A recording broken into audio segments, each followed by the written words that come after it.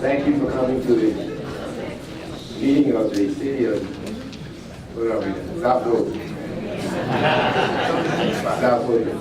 Let me just make one announcement. Officers, I've checked with the fire department. Please do not let anybody else in. We are beyond capacity right now. All right? And we gotta have to do what the fire marshal tells us. Okay? I'll entertain a motion at this time to close the executive session. I'd like to make a motion to end executive session. Second. Properly moved and second. Any discussion? All those in favor say aye. Aye.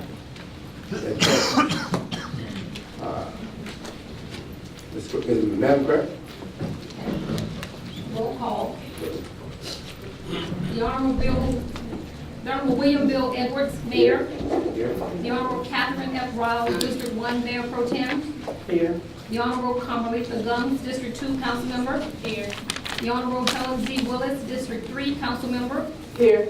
The Honorable Naima Gilliard, District 4 Council Member. Here. The Honorable Rosie Jackson, District 5 Council Member. Here. The Honorable Khalid, District 6 Council Member. Here, mine. The Honorable Mark Baker, District 7 Council Member. President. Mr. Mayor, you have a quorum. Thank you very much. Our chaplain is here. We'll give an invocation followed by the Pledge of Allegiance. Let us stand. Let us pray. Dear gracious God, we're always so thankful, but we're reminded of how you created us out of your image and likeness, so that we can possess every bit of power, wisdom, and knowledge that you can pour upon any man or woman that's in this room tonight. So God, we just ask for the power of the Holy Spirit to fall afresh upon us. And as we always say, we say it again, so that all that is said and all that is done will be according to your will and your way. So, oh God, as you have always done, show us and show us how to do it godly. And we will forever give you the praise and the glory. Let us all say amen. Amen. Pledge allegiance to the flag of the United States of America and to the republic for which it stands, one nation, under God, indivisible, with liberty and justice for all. You may be seated.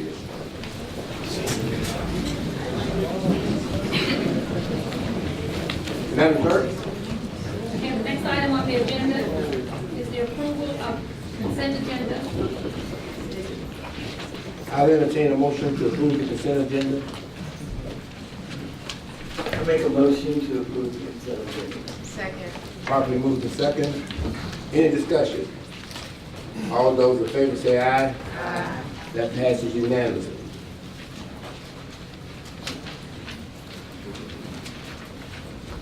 Next item on the agenda is the approval of the regular meeting agenda. I'll entertain a motion. I make a motion to approve the Go ahead. regular agenda. Second. Probably moved in second.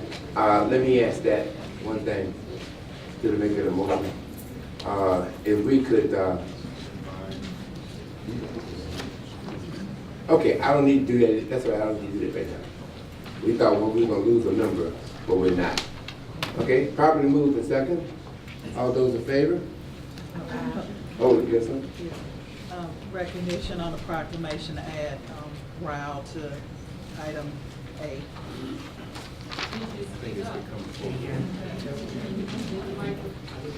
Under the sixth proclamation of recognition, add RAL, and I think the acre needs to be added as well. Correct, it's a full board proclamation. All those in favor? Aye? Aye. That's unanimous. Madam Clerk? The next item on the agenda is proclamations and recognitions. Proclamation for Senator Donzella James Appreciation Day. It's a full council proclamation.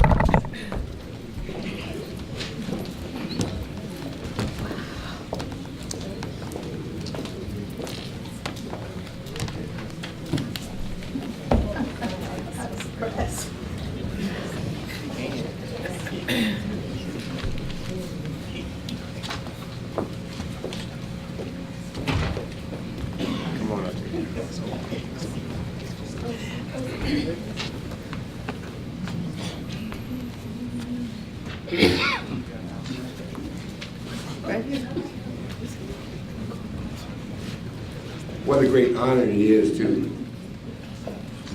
make this presentation to somebody who's been around almost long as I have. Donzella James has been a stalwart in our community for many, many years. She's always fighting for us at the state capitol on issues that especially maintains our quality of life, reference to our quality of life. And she has been how many years now? Okay. She's been here for a long time, and all of you know Donzella James. She's a person that needs no introduction. She's always somewhere helping citizens of this city and the state of Georgia out. So I just feel overwhelmed just having to do this for her at this time, because she's gonna run forever. She's unceasing. But she's my friend. I'll give you a little history. Donzella and I ran against each other one time. She won. But we have been friends ever since, and that tells you about people who run against each other. You don't always have to be enemies. Amen. You just stay in tune and stay engaged, and God will put you where you need to be. All right? Let me just read this proclamation. Senator Donzella James is a Democratic senator. He represented Metropolitan Atlanta's 35th District of Georgia, which includes portions of Fulton and Douglas County. She proudly served 4 1/2 terms and retired to offer herself to serve as U.S. Congress. You all remember that, right? Yeah. In 2009, Senator James was re-elected to serve once again in the state Senate, where she sponsored or co-sponsored more than 400 pieces of legislation.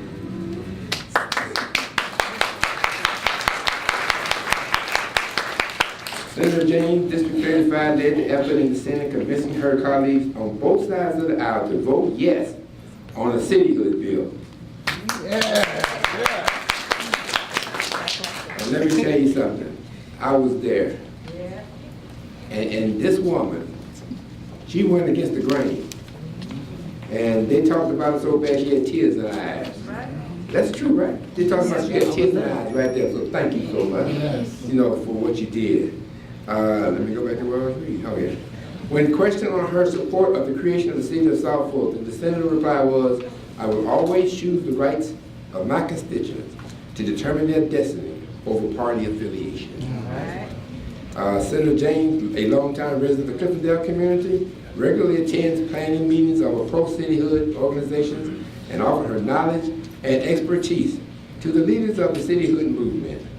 The senator spoke at several public meetings encouraging citizens to decide on their own future. On November 8, 2012, residents of unincorporated South Fulton decided by a referendum vote to approve the city of South Fulton. On December 13, 2016, Georgia Governor Nathan Deal named the Governor's Transition Committee on South Fulton to prepare for establishment of the city of South Fulton. In the post-referendum phase of the movement, Senator James was appointed to the Governor's Transition Team by Governor Nathan Deal to help the new city start up and get running. As a member of the transition team, Senator James served with distinction, and her contributions enabled a smooth transition of passing the baton to the mayor and city council as the governing authority of the city of South Fulton. Senator James is an ardent supporter of the new government and consults with leaders when needed. God knows that's true. Senator James is a servant at heart who is committed to continuing her life's work of serving the people of District 35 and the great state of Georgia. Now hereby be resolved that the mayor and city council of the city of South Fulton congratulates Senator Donzella James on her service and contributions to the citizens of South Fulton, and does hereby proclaim Tuesday, December 12, 2017, as Senator Donzella James Appreciation Day in the city of South Fulton. Let's get this warrior.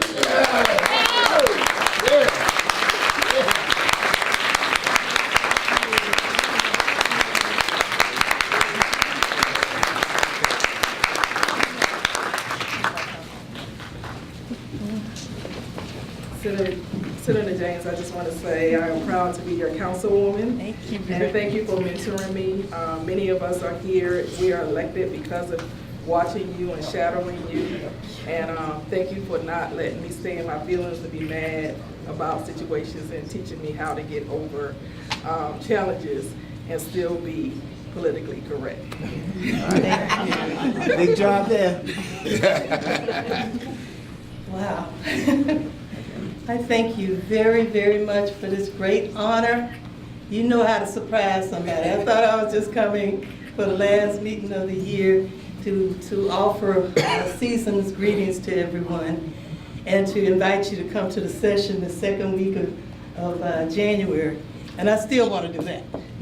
But thank you from the bottom of my heart. Everything I do for the people and not the politics. All right, thank you. You know, I like and it that. has not just been something to say, a slogan, but it is from my heart that I work night and day to try to make sure. And the only reason I continue to run is because I want to make a positive difference.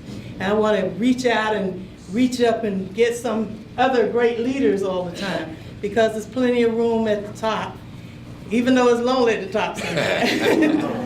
And I always want to make sure that anyone who is interested in the political process will come and understand it. So I'm always available for you. I thank you, I'm going to treasure this. I can't wait to put it up in the Capitol. So come to room 121 in the Capitol, and you will see it hanging proudly. I'm gonna hang it next to my picture of Martin Luther King and Barack Obama. You know it got to be special. Thank you. God bless you.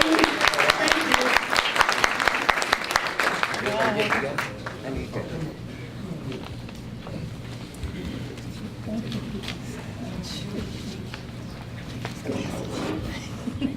you. Ms. Gilliard? Ms. Gilliard.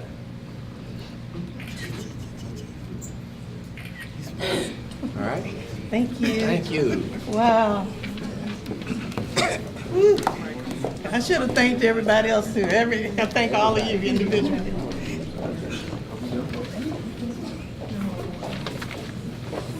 My good knee, I'm not gonna call it a bad knee anymore. Thank you. I appreciate it. Ronnie, I heard you Thank you.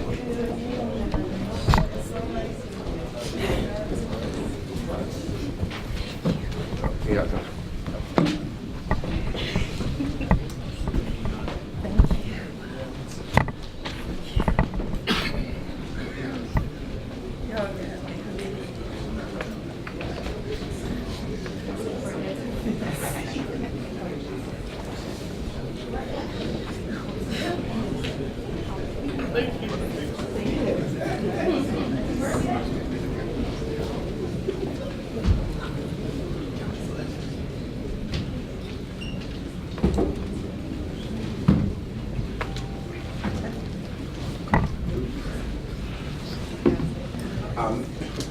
Madam Clerk, did we not, I think we made a correction.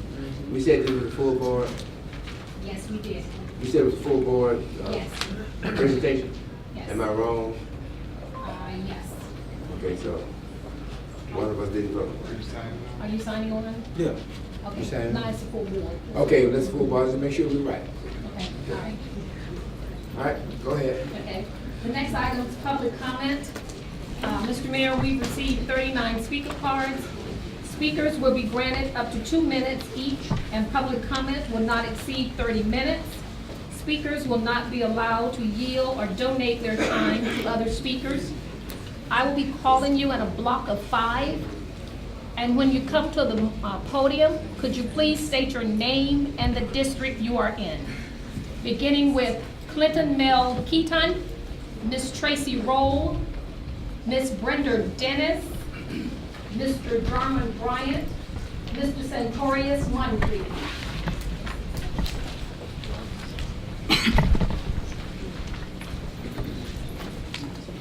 Mr. Keaton? Yes. Then Ms. Roll. Mr. before he starts, yes, we do have a 2-minute, 30-minute rule. I would like to, people come down here to speak on a very important issue, to wait that it gives them an opportunity to say what they want to say. But I would not accept any more after this. We will try. You ready? Okay. My name is Clinton Keaton. I live in District 4, and I want to speak to you. I want to discuss some things that's going on in the community. One of the things that I'm here tonight to speak on is I don't agree with how the order of making that city name came about.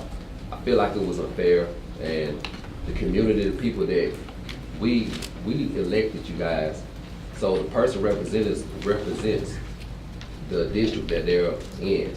So we expect you guys to be our voice. Hearing this on the news and on Facebook and Twitter and Instagram is not the way to figure out a decision that was made without us knowing. And it seems like a lot of things are happening, and nobody's involved in the community. Everybody has assistance.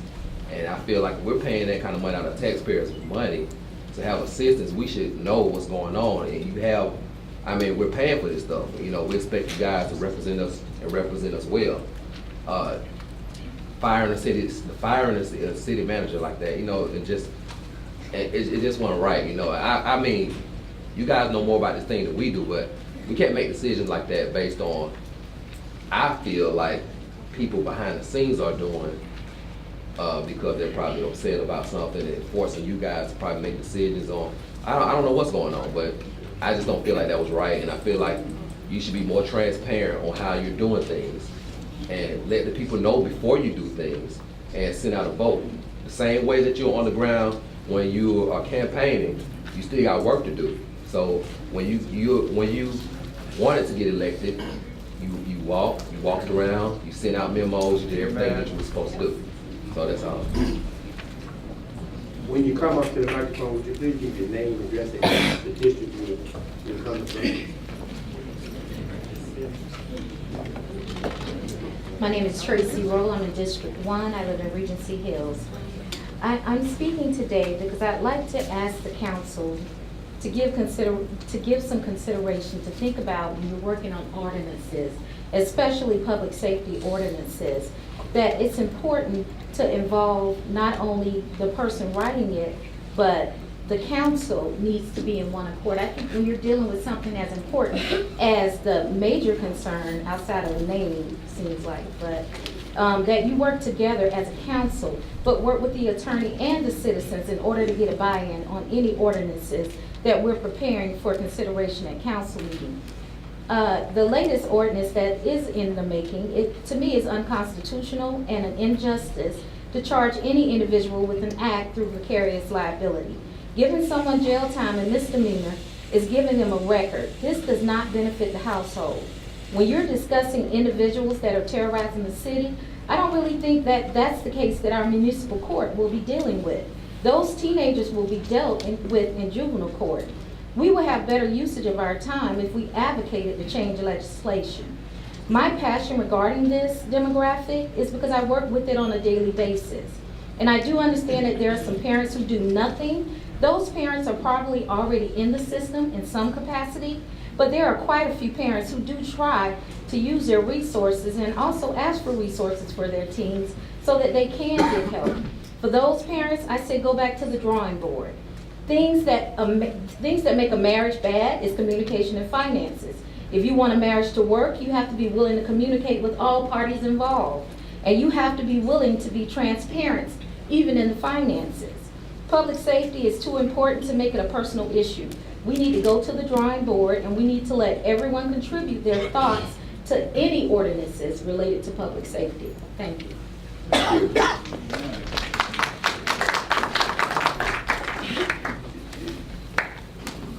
Good afternoon. My name is Brenda Dennis, and I'm here for Old Town Fielder off Garvey Road. Amen. I think that's Ward 4. I have several paperwork that they have gave us, but they don't even know, we don't even know who we're giving our money to. Then we get 2 separate evictions. We got one from the city. We actually got one from Sunshine Property. That was the other people that owned the property. So the property been turned over so many times, and then we've been gypped out our money. Because when we go try to fill out an application somewhere else, we can't get in because we are from Old Town Village. So right now, my grandkids gonna be put out in the cold because we can't find nowhere to go. And it's just a short notice because this notice states that we have to be out by the 31st of December, and we don't have anywhere to go. We don't have any money because we have to fill out application after application. And then we can't keep doing that. I'm on a fixed income, and we just can't keep giving up money like that. No. And it doesn't make any sense because I pay my rent. I even got my letter where I paid my rent on time every month. I've never been late. And then we get stuff from the lawyers. They'll tell us this 1 month, tell us that 1 month. So we just get a runaround. And it doesn't make any sense because we are old people and we need to know what's going on in our apartment. We're not tearing those apartments up. Other people are tearing them up. That's right. Other people using guns and stuff. I don't even have no gun in my house for no safety and protection. And I've been there over a year and I've never missed my rent. Thank you for listening. Be blessed, baby.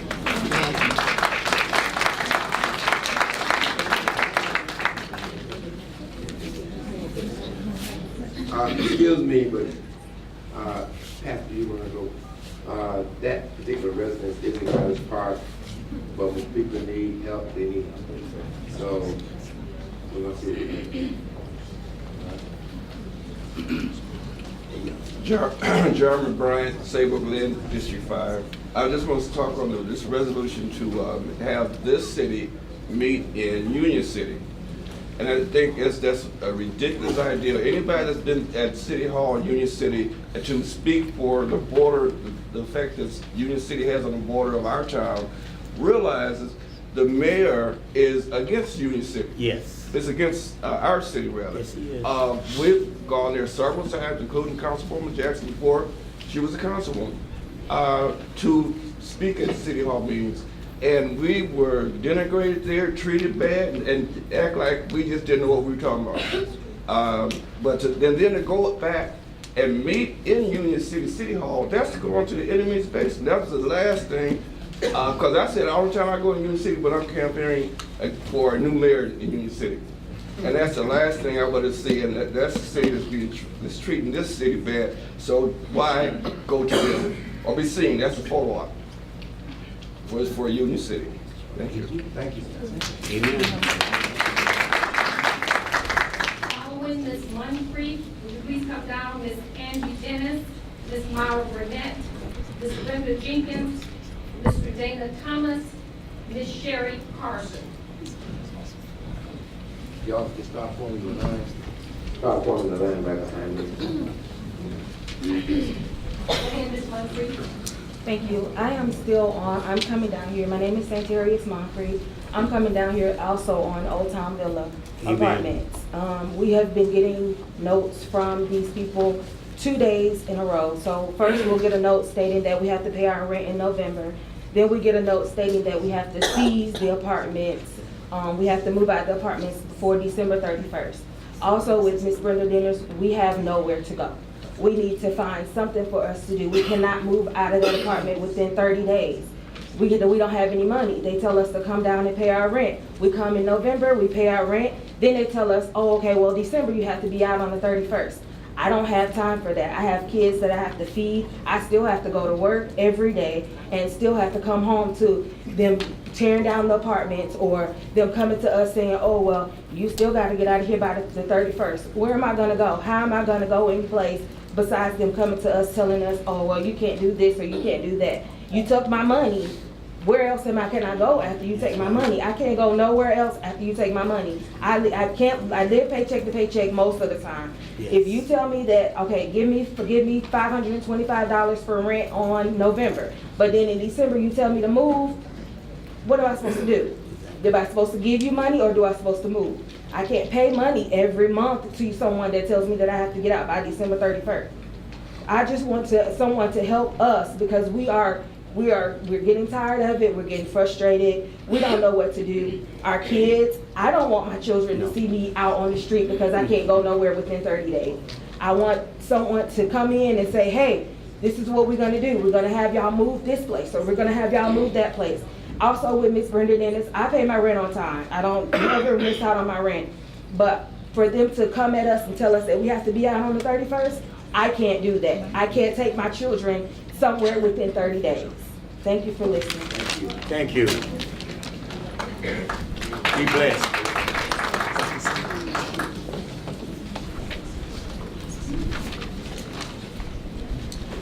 Good evening. My name is Brenda Jenkins. I live in Oakley Township, District 7. Mark Baker is my council person. I'm here to urge you, Mayor Edwards, and the City Council to please pass the ordinance finalizing Renaissance as the name of our city.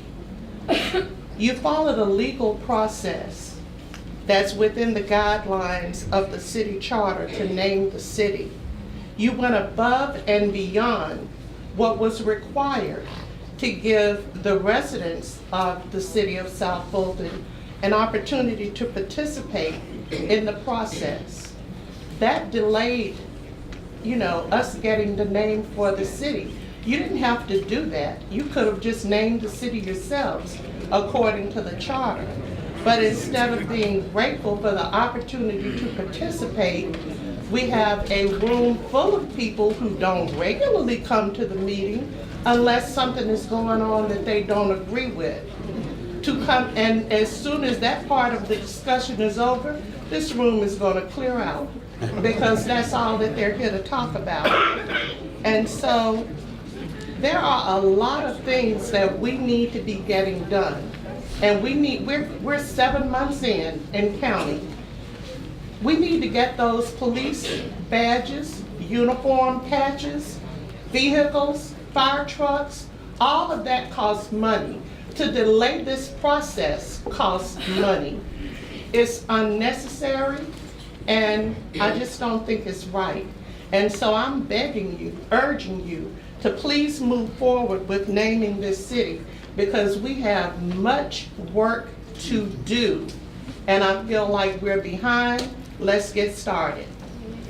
Amen.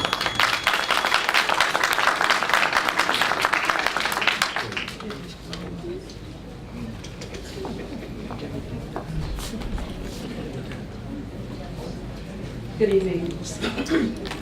My name is Myra Burnett. I live in Regency Hills, and I'm in Council District 1.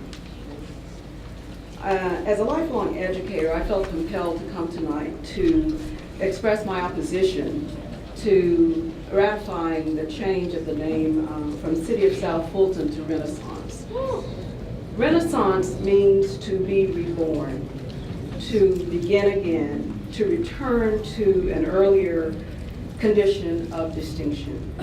To call our new city Renaissance misuses the word, because we are birthing a city, not rebirthing a city as Renaissance means. My point is that facts matter, meanings matter, words matter.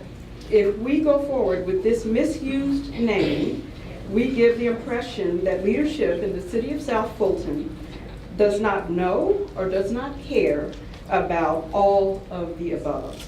I do not believe this is the case and beg you to reconsider this ill-advised name for the new city. Thank you very much. To move forward with Renaissance will be an embarrassment to the new city and its residents.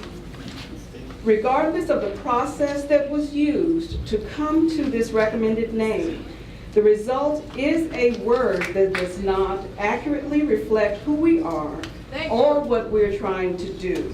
There are much better names, much better options than Renaissance, and I hope you will choose a name that describes us accurately and that we can speak of with pride and not with embarrassment. Thank you. Thank you.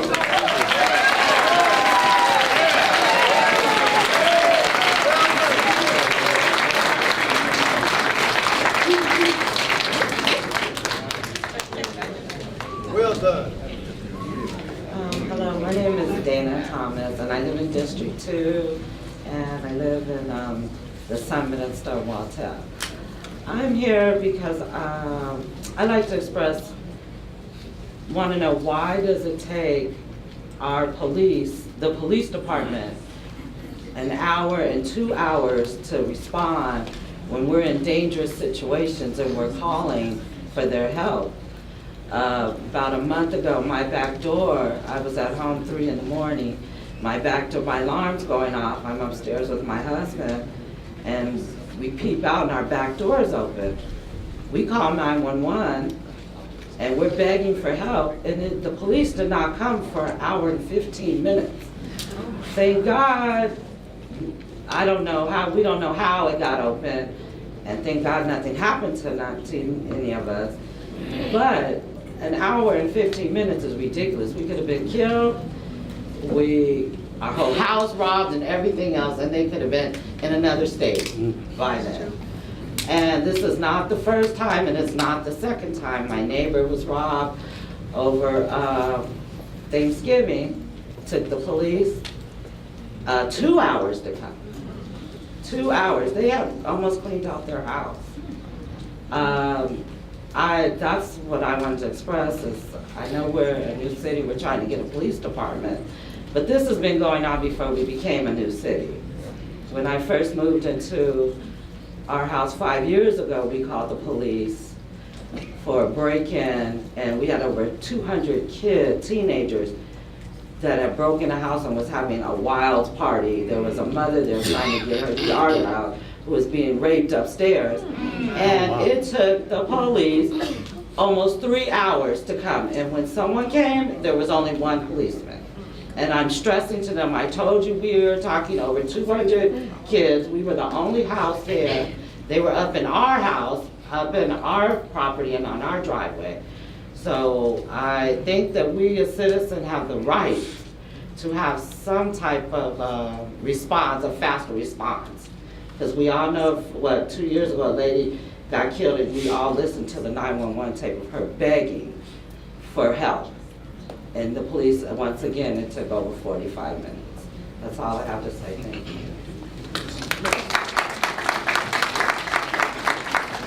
Prior to the next speaker, will the following people please come down? Mr. Michael Wade, Ms. Angie Watkins, Ms. Glenda Collins, Mr. Stephen O'Leary, Ms. Wanda Mosley, Ms. Sherry Carson. No, you're next. Behind you. Okay. All right. Good evening. My name is Sherry Carson. I live in Wellesley, and I believe that I'm in District 2. I got up really to speak, but before I could say anything, everything I wrote down, the first gentleman spoke it all. So the only thing I would like to say, though, is when you were running for office, you bombarded my mailbox with campaign literature. So I don't understand why y'all couldn't use some of this campaign money that you got left over to send out information to all the residents. Everybody does not have an email address. You know, everybody is not a person who knows how to use a computer. And you should take that and think about everybody here who does not have one. So I'm really in disagreement of this name, Renaissance. For what reason? Just to say, oh, we got a new name, it's Renaissance. I jumped up out of my bed. I was looking at that young woman, I think it was. I saw her on TV. Then I read in the newspaper about the name change. I said, well, hell, what's going on around here? Excuse me. And then I saw the flip statement that some young person gave who sits on the city council. And I heard the statement from the mayor saying that wasn't right. That wasn't how you do things. And all I want is that I'll know ahead of time. I want to be able to have a say-so in the new name, which I'm hoping is not Renaissance. It's nothing wrong with the city of South Fulton. Thank you.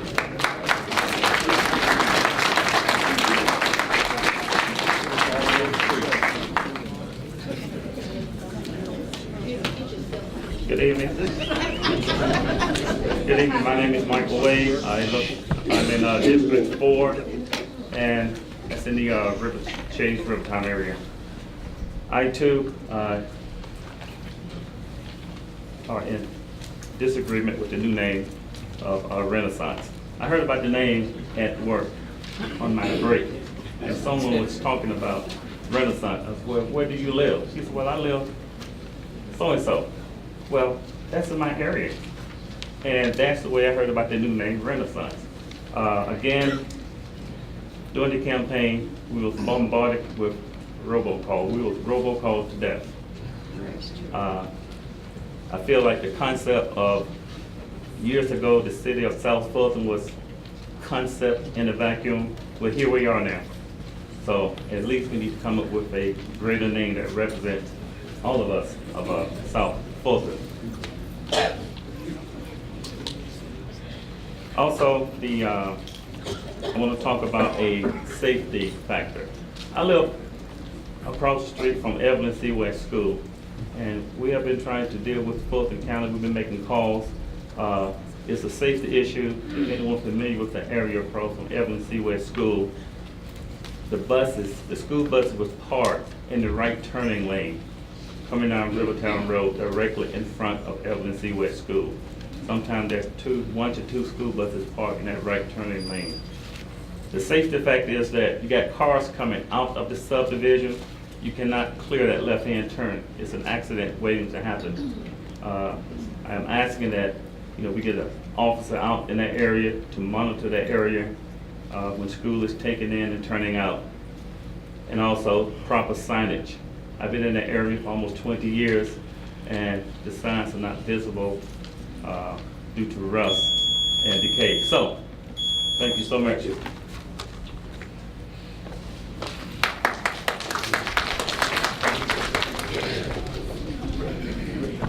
Good evening. My name is Andrew Watkins, and I live in District 1. I'm not going to speak about the name, but I'm going to speak about the process. And I want to hit on 3 bullets. 1, was the process inclusive? Doesn't sound like it, but I don't know. Was the process transparent? Again, a rhetorical question. Was the process diverse, geographically diverse? And I want to speak to the consultant that was retained to oversee the process. I asked whether or not the results were precise, fair, objective, and non-political. And to the council, it's in your hands, and I would hope that you are able to ensure that the results are accurate, and listen to the people, because I've not met one person that said they have been involved, and I meet a lot of people. So I just throw that out at the end, because it doesn't seem that the people I know have participated. So again, I leave it in your hands. Thank you.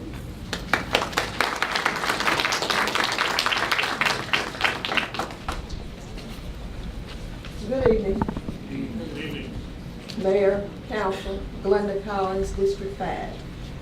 I represent the Bellwood Community Association. We feel as though the city should create ordinances to control the 18-wheelers that travel on our streets that pollute, and this pollution affects our health. There should be large signs posted so that truck drivers can see these signs. And these ordinances should be enforced on a daily basis. Also, hopefully, we will have many trained policemen to return or remain on the force for the new city, so that we will not be short when it comes to these police officers that help us when we are in need. And we need this assistance right away. So if you can work to retain these police officers, we would much appreciate it. Thank you.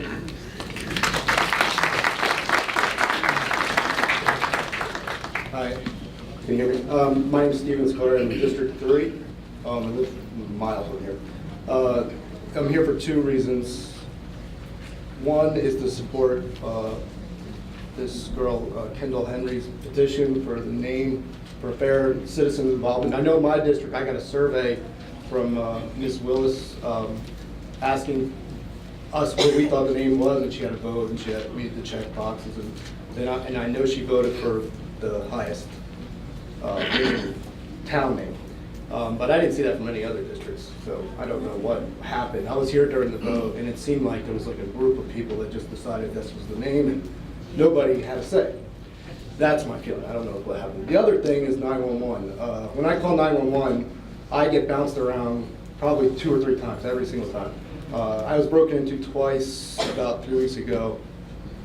But one, I caught the guy and he ran out the back door and I chased him about a quarter mile. My girlfriend called the police. They bounced her 3 times on 911. By the time the cops there, it was like an hour later. I went to try to find the guy, but the first time the cops came, probably an hour. It takes them about an hour to figure out where I live. And I tell them exactly where I live, but they're like, is that Union City? I'm like, no, it's not Union City, it's the city of South Florida. I tell them, they still don't understand where I am. And today I called 911. There was a guy dumping on my street, which is pretty much a weekly occurrence, on Mason, and I caught him and I asked him what he was doing. He said, I'm all right, and I called 911. 911 called me back about a half hour later. I was at Walmart because I left. I didn't want to, he looked shady and I didn't want to get in a fight with the guy or anything. But, so I'm at Walmart and they called me back and they're like, where are you again? I mean, I just couldn't, it's not, I don't think it's the cops' response, it's the 911 trying to figure out where to go, tell the cops. And then about 2 hours later, code enforcement guy came to my house asking questions about the dumping, and I told him what happened. He's like, I don't know why they called me at all. So anyway, the guy dumped, and it's pretty regular. Oh, okay, I'm done. Thanks. That's great.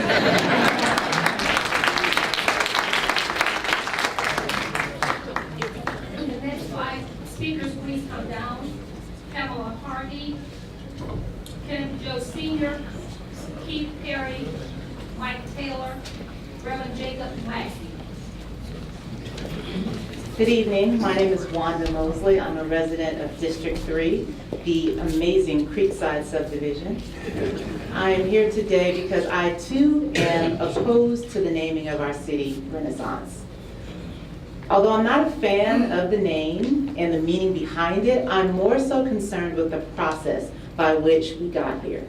I believe that simply relying on the online polls to come down to a number that council then voted on was a little short-sighted, and to be fair, I think that this was a missed opportunity.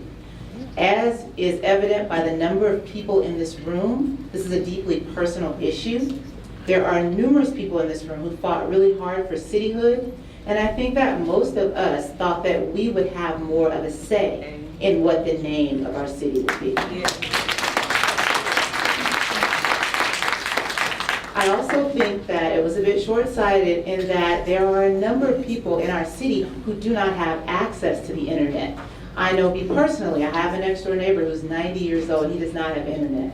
So I think that there were a number of people who were left out of the process, who were alienated, and I'm here, like I said, to oppose the naming. I think that we should re-look at the process and find a way for it to be more inclusive. Having the name of our city is deeply personal. It brings out a lot of emotions, and I understand that we're not going to have a name that everyone is going to like. There is always going to be someone who's not satisfied, but again, the process that was chosen to get us here was flawed, and I think we should review that. I also want to take this opportunity before my time is up to recognize Kendall and to acknowledge her for her leadership in starting the petition.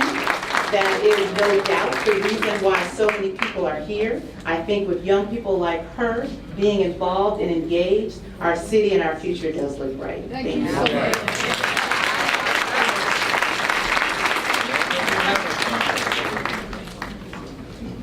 Good evening, council,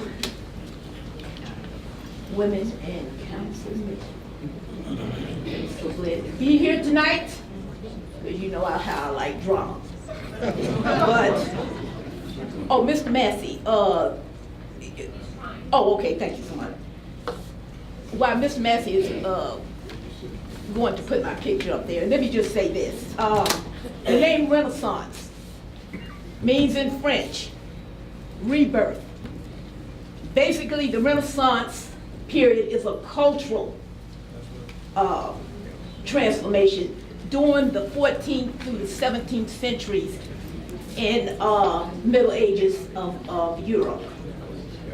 It's been used and abused too much. So let me just give you some names. The Western Renaissance Hotels, the Renaissance Plastic Surgery offices, the General Motors Renaissance Center in Detroit, Michigan, the Marriott Renaissance Center, the Renaissance Entrepreneurship Center, the Renaissance Center over here on Campbell Drive, off of Roosevelt Highway, the Renaissance Schomburg Convention Center Hotel, the Renaissance Center in Baton Rouge, Louisiana. So you see, this name is not reflective who we are. Everybody uses it for their own benefit, but it isn't a reflection of who the community is.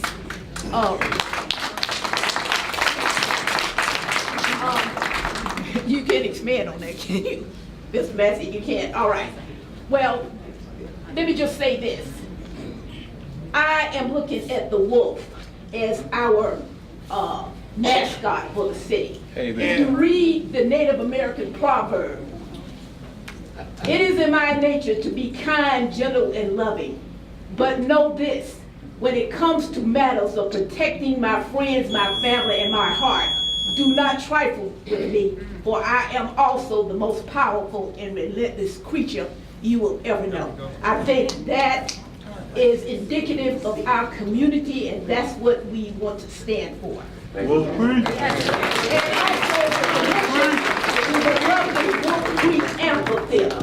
Don't forget that. That's a beautiful area. Oh, am I past 2 minutes?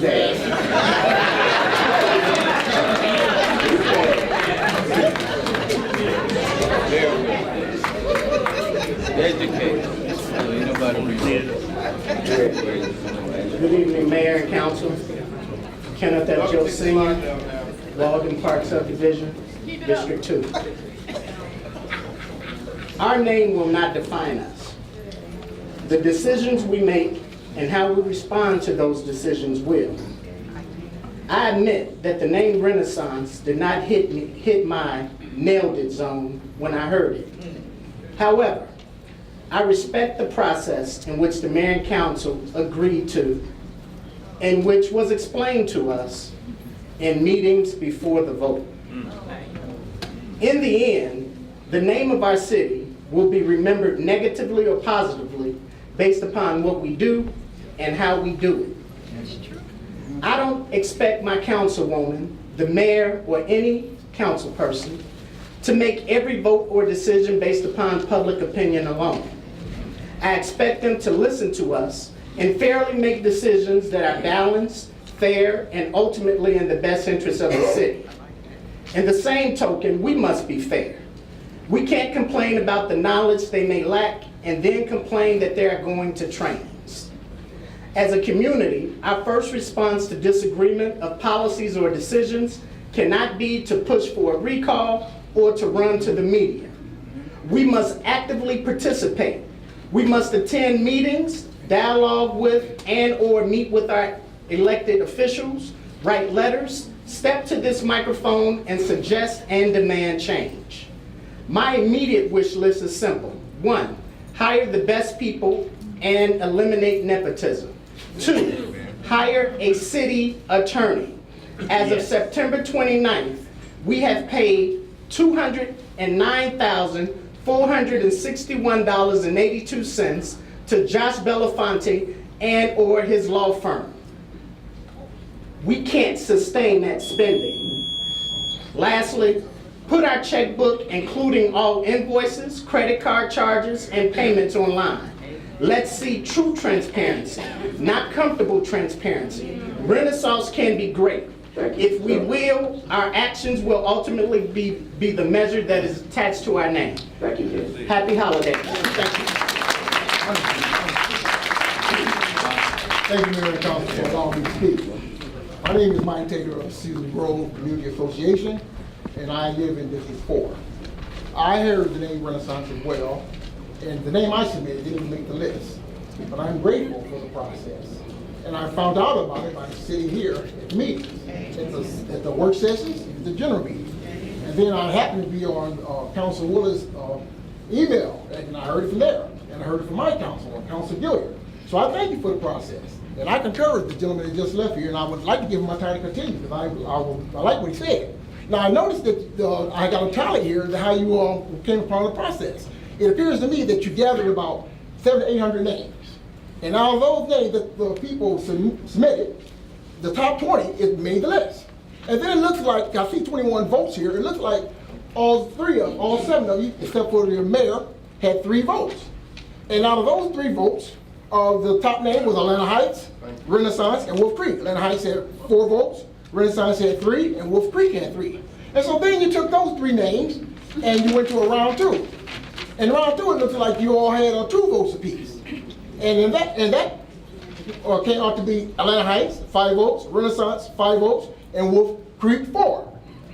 So then from that, you took round 3, the final round, which was Atlanta Heights and Renaissance. The vote was 5-2. Now, if you will go ahead and change the process, then why would we have you up there representing? You are representative, you speak for the people.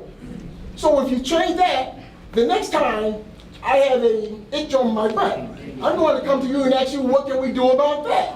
So stick to the process. That's why you vote. People, you represent the people.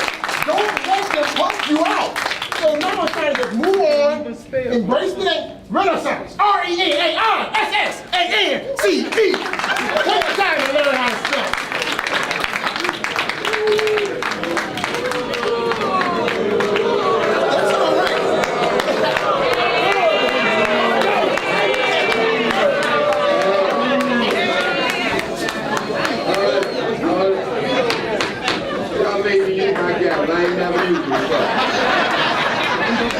Before we go any further, let's respect each district. Everybody has the right to their opinion. Go ahead, sir. Look like that was back. Good evening, Mr. Mayor, members of City Council, and good evening, my neighbors. My name is Keith Perry. I'm from District 2, Candy Lock Homeowners Association. A lot of us voted for the city because we wanted representatives who lived with us, who would represent us, and who would listen to us. I partnered with Kendall Henry, and we, the 2 of us together, have gathered almost a list approaching 1,000 names from citizens and residents of the city of South Fulton and voters in the city of South Fulton, asking for one thing: give us the right to vote for the mayor. Let us choose mayor. So I've spoken with the Secretary of State Elections Division, I've spoken with the Fulton County Board of Elections, and the council and mayor can place a referendum on the next special election in March 20th of 2018. I propose that you place on the ballot 5 names. Choose 5 names and let us decide which one is the city. The top vote will become the name of the city. Now, I agree. Other people have said that everybody's not going to agree with the name. That's all right.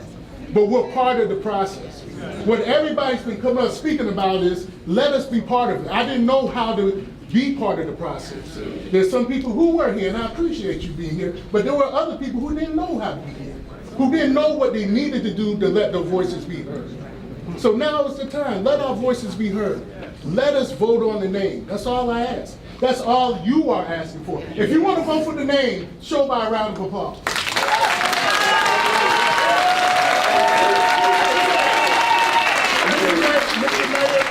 In the interview you gave on Channel 2, you said that if the citizens showed up and showed you that we were not happy with the process, we were not happy with the name, you would do something about it. Here we are.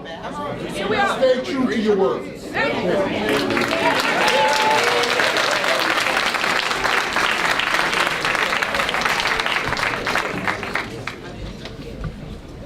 My name is Reverend Jacob Maxey. For those who know me, I am a Fulton County House Commissioner.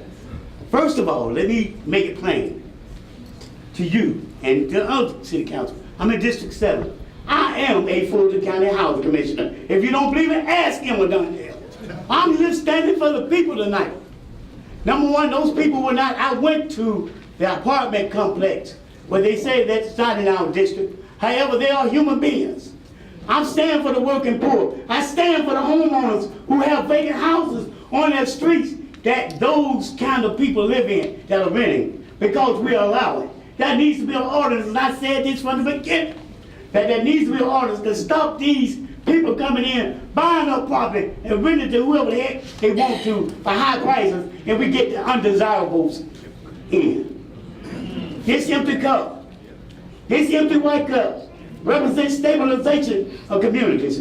I'm a Navy Atlantan. We are the city of South Fulton. I don't care about the name, I do care about the people, but for those council persons who tried to insult me, I'm owed an apology.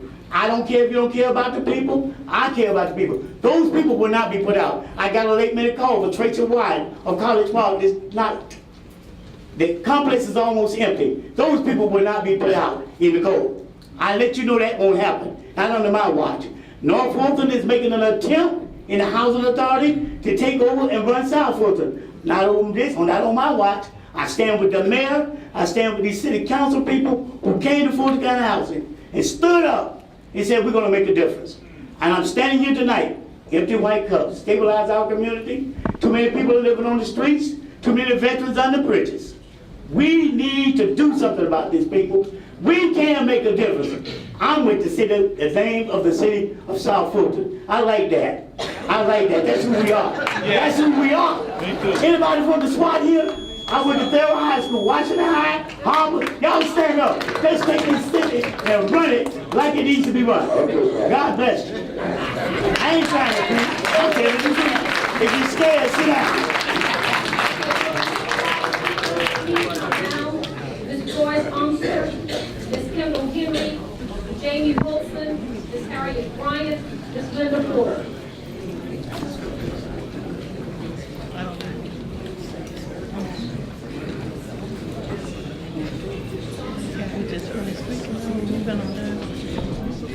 Good afternoon. My name is Joyce Armster. I'm the president of O'Darrow and Heritage Park Subdivision. My district is Councilman Kamut. Mayor Edwards and all the council members, Ms. Baskins, Chief Habert, Major Roberts, Major Captain Cotton Toots and her team, I just want to say thank you for what you've already done. Thanks to Marcia of Code Enforcement, a great change is taking place on Old National. Yes. What you used to get by with as far as code violations, you will not be doing it anymore.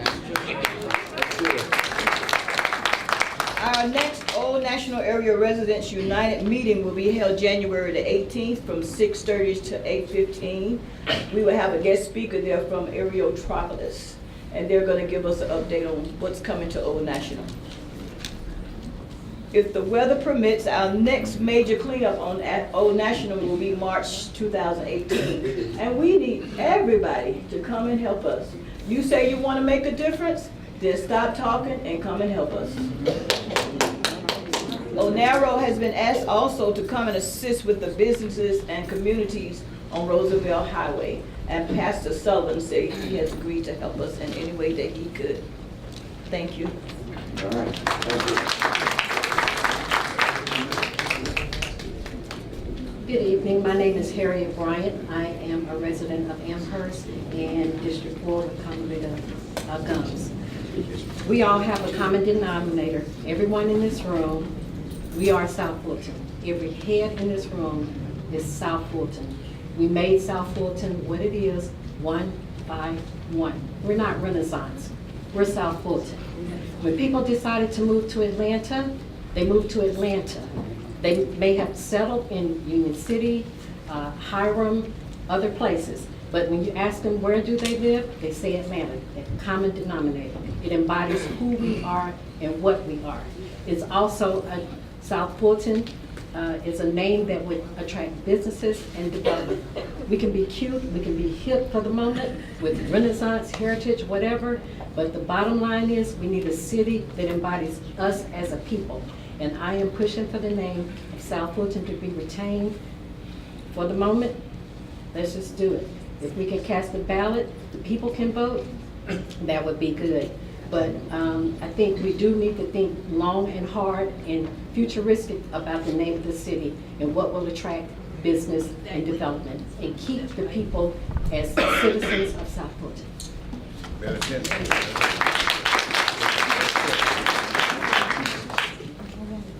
Good evening. My name is Linda Porter. I live in Canaan Glen in District 3. I don't like the name Renaissance. I believe it's not true to the meaning. I also don't like the name City of South Fulton. I think we could take advantage of the brand that Atlanta has already established by being known as the city, not the city, but Atlanta Heights.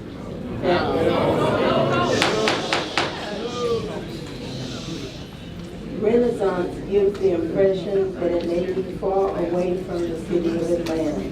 When businesses are choosing to move, then it is good for them to know that we are a stone's throw away from Atlanta. So I don't agree with the name City of South Fulton or Renaissance. Thank you.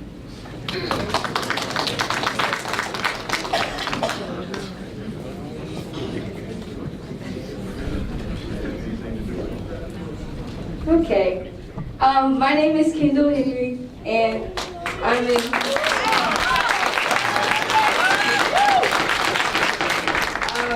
in District 1, and I live in the Cambridge Commons neighborhood. Okay, so the first time I stood before you guys, I only had 600 petition signatures, and today I have over 1,000, actually 1,100 signatures. So even though that's not our entire community, that's a large number and a large percentage of people who are standing with me that the process wasn't involving with the citizens and they don't agree with the name. So, two things. I'm asking you to please vote against Renaissance and for anything that has to do with our entire community as a whole. Some here may argue, and also you guys may argue, that we need to hurry up with the name and Renaissance needs to be set in stone now so that we can get our police force and things like that.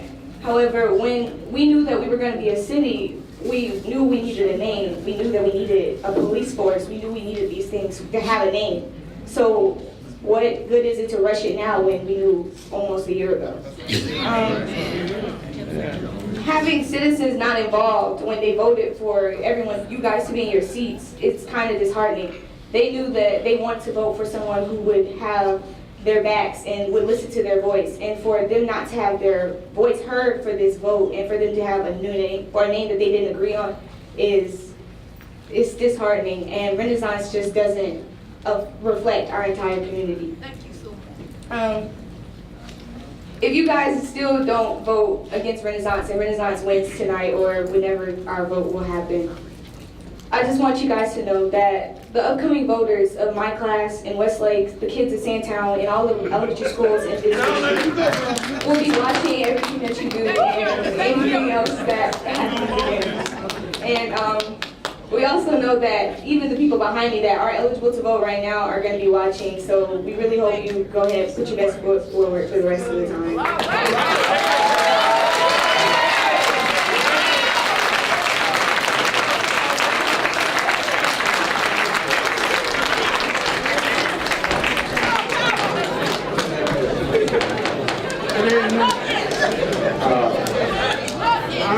I'm Jamie Wilson.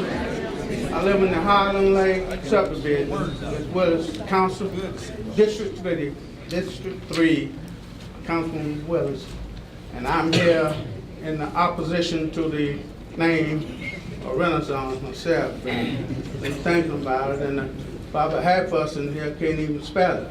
So I'm hoping y'all will reconsider and take the time and involve the community more. Let us have a little more say about it. I'm sure that's something you will consider, since the most of these people here tonight seem to be in favor of changing that name too. And that's about already all I have to say. I hope you consider changing it.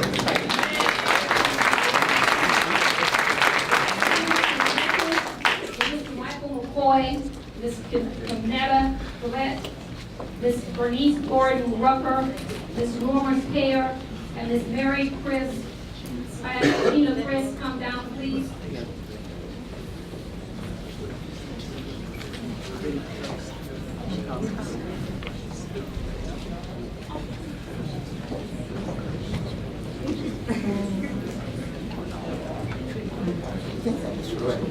Mr. McCoy, go ahead.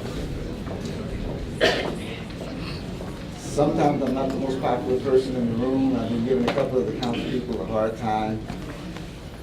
There was, despite what some people believe, a naming committee. We went through week after week after week, 250 plus names, and disagreed with each other as to why this should be the name and that should not be the name. I understand that the council has a game plan. The Falcons have a game plan. The problem with that is, when it doesn't work, they keep going down the same path and they lose. Every game they get to the fourth quarter and they lose because they won't change the game plan. You guys said to us, this is the game plan. We're saying your game plan is okay, except we don't like what's happening with it. Can we now change it? You made the rules. You can alter the rules. You can amend the rules. You can give yourselves an extra 3 months. That's all we're asking. This is too important. If you Google Wolf Creek, you come up with a horror movie about a bloodthirsty critic. We don't need that. We don't need that. When you look at South Fulton, somebody says, oh, that's where all the trouble is. We don't need that. When you look at Atlanta, what happens to me is South Central LA. You'd have to be crazy to move to South Central LA. East LA, you'd have to be insane to move to East LA. Why? Because if you live there, you won't move there, you'll move away from there. We don't need Atlanta. We can be better than Atlanta. People can hear that name like Beverly Hills. They can hear that name like Peachtree City. They can hear Baldwin Hills where there are successful black people, and it's only positive. It's only positive. There's no, oh my God, what did we do? This is too important. I've been in business for most of my life. When you tell me, let's put it in that city, if you say Renaissance, I go, do they have jousting? Is it a theme park? Is it like Stone Mountain? Is it Dollywood? We can do better than this. We are better than this. Thank you.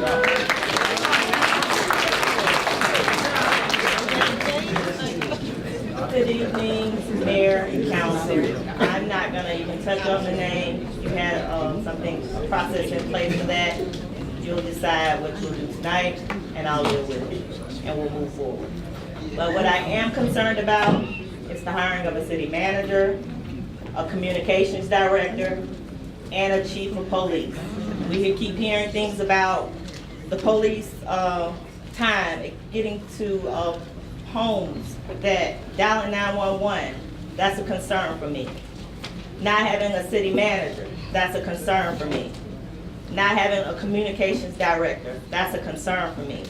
So, having seen job postings, I'm hoping that you have a pool of applicants and that we will be able to bring the people on board that we need when we transition departments over next year, that we'll have a city manager by the first of the year. Thank you.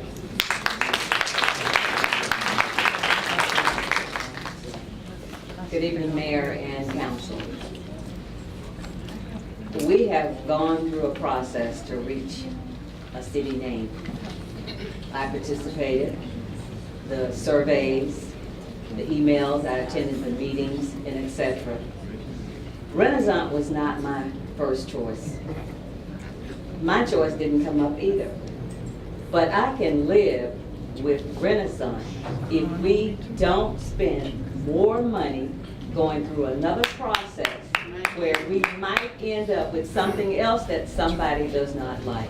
So I can live with whatever the council decides, but I'm asking you to please think about the monies that we have spent. Amen. We want to get our people, the employees over. We want to have the name in place. When I ride down through our city, I don't know where the boundary is because there's no posting of the name. So please, let's not delay. Thank you.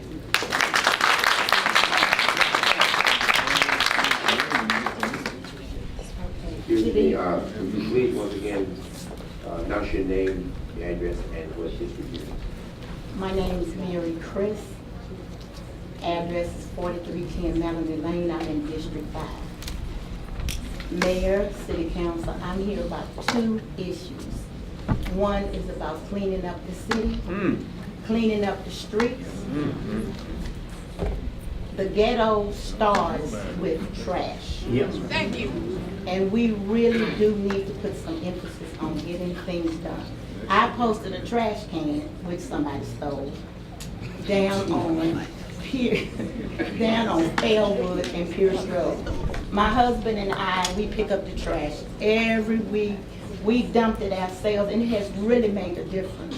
And I look at Union City with the trash cans and the wire, and it has helped our city, so I think that our city should have that. And also, after the Code Enforcement Board meeting today, we discussed the name of our new city.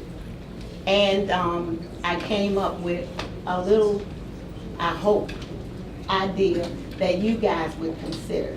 And so, my daughter Tina, I dragged her in here to help out. Yes. My name is Tina Chris, and I am a resident of Council District 2, a resident of Walden Park subdivision. Again, this is my mother, Mary, and I am here to piggyback on what she has said. My mother and my father, they pick up trash throughout this city on a regular basis. Out of their own pocket, out of their own time, they clean up the city. So I do think that we need to put an emphasis on what our city looks like. We are here, several of us, we're here, most of us, to talk about the name change. And I too stand before you in opposition to the ratification of the name change. In considering the options, well, those her 2 minutes. I stepped in on her 2 minutes. They called both of their names. They called both of her names. She did? Because I wouldn't need to come up separately. I did. That's why I stood back here. Both of her names. That's 2 minutes. I do what you said, baby. Why don't you email or call Ms. Gumbs? I will. Yes. I will. And do it that way. It's not being offensive to you at all. And I'm not offended. If you just email Ms. Gumbs, let us know. That's fine. Thank you. Prior to the next speaker, Mr. T. Crawford, Mr. Arnold Jiggets, Ms. Tracy Bryant, and Ms. Barbara Hall. Please come forward. Hi, I'm Norma Pryor, District 3. First major concern, my fearful concern at 6 o'clock in the morning when I'm leaving to go into the city is a directional light at Butner and Crabtree. We have east-west, but we don't have north-south. It's a dangerous, dangerous intersection with very poor visibility, especially for those making the left-hand turn onto and can't tell the 18-wheelers are coming and taking them out, which happens literally probably twice, 3 times a year, 4 times a year, very serious broadside. And I really like that to be considered. The other is the horse ranch on Butner. The big horse ranch. I've chased horses off the road. 2-ton horses with it's dark, they've come off the actual ranch itself, and I've had to turn around and get them off because people are coming down Butner at 45 miles an hour. and somebody's going to die. It's either the horse or the people in the car are going to die. And I've done it twice. The other one is, of course, the City of Renaissance. I never received an email. I've got 4 computers. My husband never received an email. We never received a questionnaire. And I think it's very inappropriate that it was without all of us voting to be able to make that decision. And as the gentleman said, I'd really like a reconsideration. Certainly Wolf Creek for some, certainly Sandtown for some. Things that keep us all in, I made 2 minutes. Awesome. Ma'am, what district were you in? What district? 3? District 3? 3. And your name? Norma Fryer, YOR, like Richard. Thank you. You're welcome. Good evening, I am 26 Crawford, I am from District 4, I live in Cedar Grove. I have to be honest, I wasn't thrilled about the name Renaissance, but I had to consider that my paternal ancestors were from the Blackfoot Indian tribe. Native Americans moved from Canada to Atlanta. Would I have liked for a named Wolf Creek to be considered after them? Sure, but I had to go back and research. My ancestors used a form of slavery in that particular tribe. So for me to say that I don't like the name Renaissance, people don't like the name Wolf Creek. People don't like the name Atlanta Heights, but we have to consider everybody. We can say we're the predominantly black neighborhood, we're predominantly black, so that's all the majority rules. No, we have to consider white America, we got to consider black America, we have to consider Hispanic Americans that live here. We don't like the name Renaissance. There is no real reason why nobody don't like the name Renaissance. Do not get up here and say you can't spell it. Don't get up here and say you don't like the way it sounds. We spell Mississippi, we spell Tennessee, we will spell Renaissance. Considering the financial backfall from going back and redo a process that we've already went through, people are not speaking on that. When y'all go down the line and explain to people what it will cost to redo those logos, what it will cost to us not to have a police department, why it takes 2 or 3 hours for the police to get to you right now. We don't have our own police designated in our own neighborhoods. Oh, they got money to do this, okay. Let's ask them the financial burden of it would take to go back and redo a process if nobody has emails, nobody has a mailbox, nobody has this, nobody has that. Let's go back and revisit that process, and then let's see if you have the same gripe. Let's be up here talking about somebody kicking in your door, other things, your potholes in your neighborhoods, other than I don't like the name Renaissance. Thank you.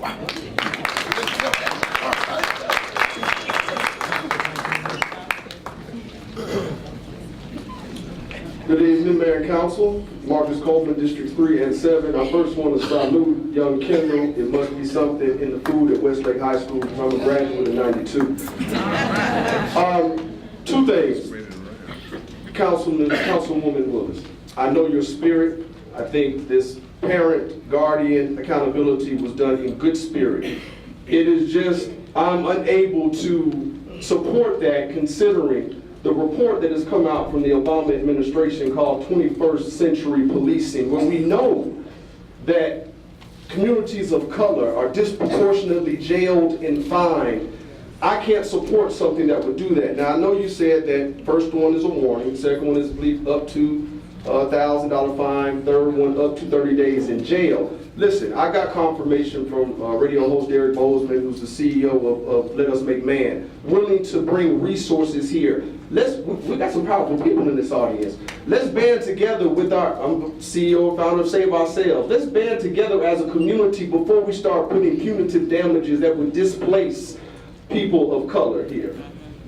So I ask you guys, let's hold off on that and let's see what we can do first as a community. As far as the name is concerned, I said I stand with Kendall, but I find it ironic that a seal was submitted and it was denied because it appeared too much like an Egyptian symbol. Well, here we have a name that is French and that represents a European era where they were trying to recreate themselves from an era of debauchery.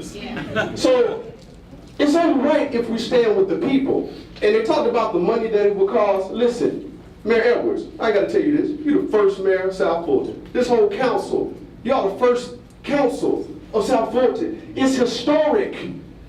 If we don't think about what we do now, listen, everything I'm talking about, everyone will be gone, including myself here. What we do here today will be for our children's children's children, so it makes sense that we take it slow and get it right.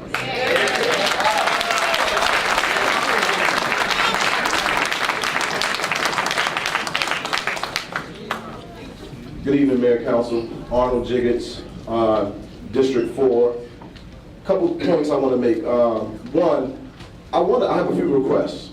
One is regarding the protection of our borders as a city. I live in District 4. I travel up and down 92 South Fulton Parkway, and it appears that District 4 is becoming like the warehouse district for Union City. You know, I'm not really interested in that. I know we have a relationship with Union City. I spoke to the mayor and he informed me of some things that the mayor South Fulton United Connect, something of the nature. Nonetheless, I'm asking that the mayor and council establish some sort of guidelines by which we work with our partners. Like if we're going to be partners and we're going to use them and work with them on one hand, but yet they dump in warehouses in our community on the other hand, kind of, don't seem like a good partnership to me.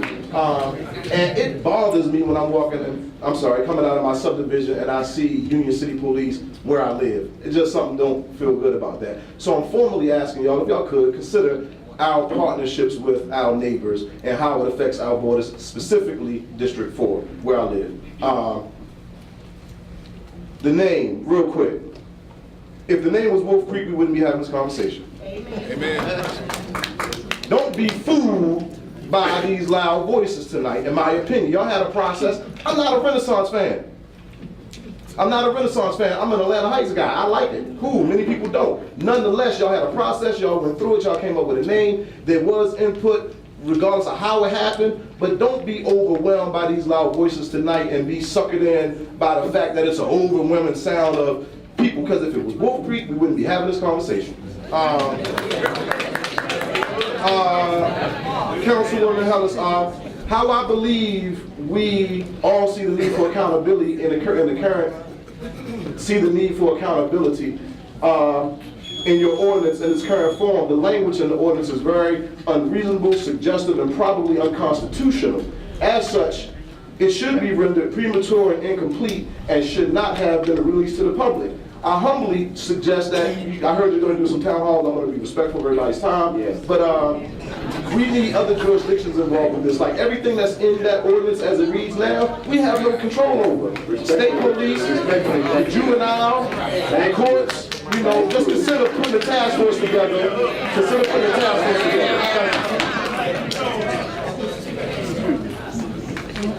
Council, my name is Barbara Hall, and I live in District 3,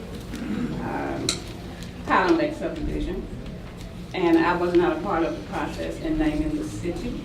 I was inundated with a lot of mailings when you were running. I didn't get any about the city.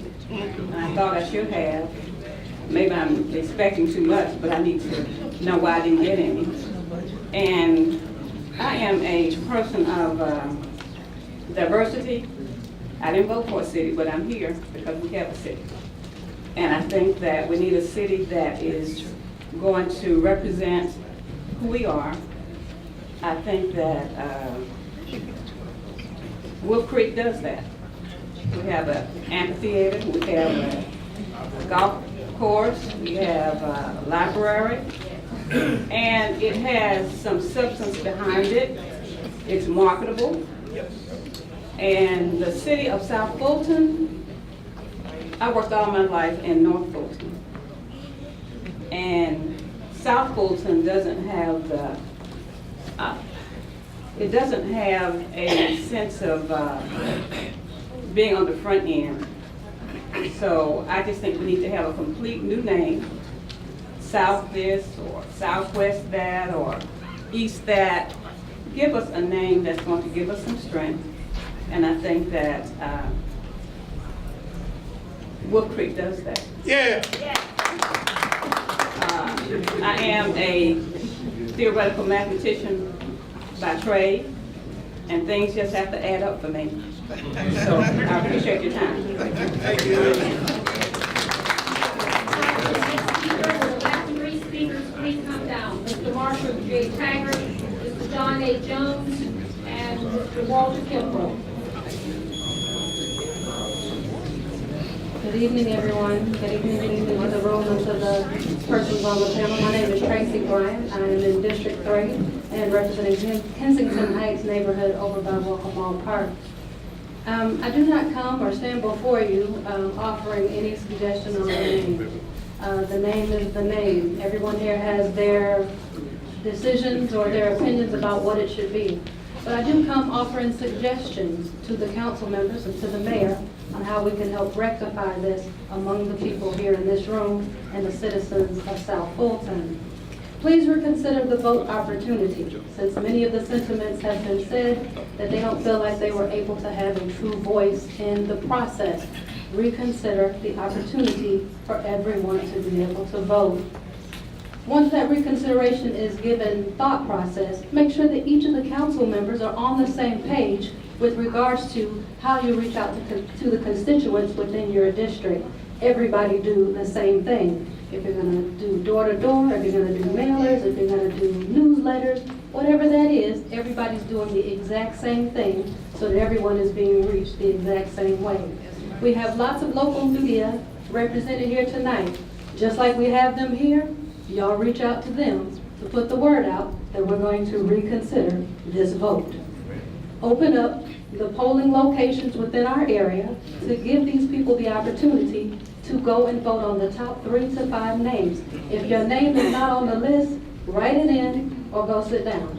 That's simple as that. Once those votes are tallied and the one that gets the most, then that's what we go with. That way the city can move forward with the issues that are pressing regarding public safety, city ordinances, all the hiring that needs to be done, and anything else that needs to be considered to help support this team of individuals who are here to represent us. That's the only way that we're going to move forward. Thank you.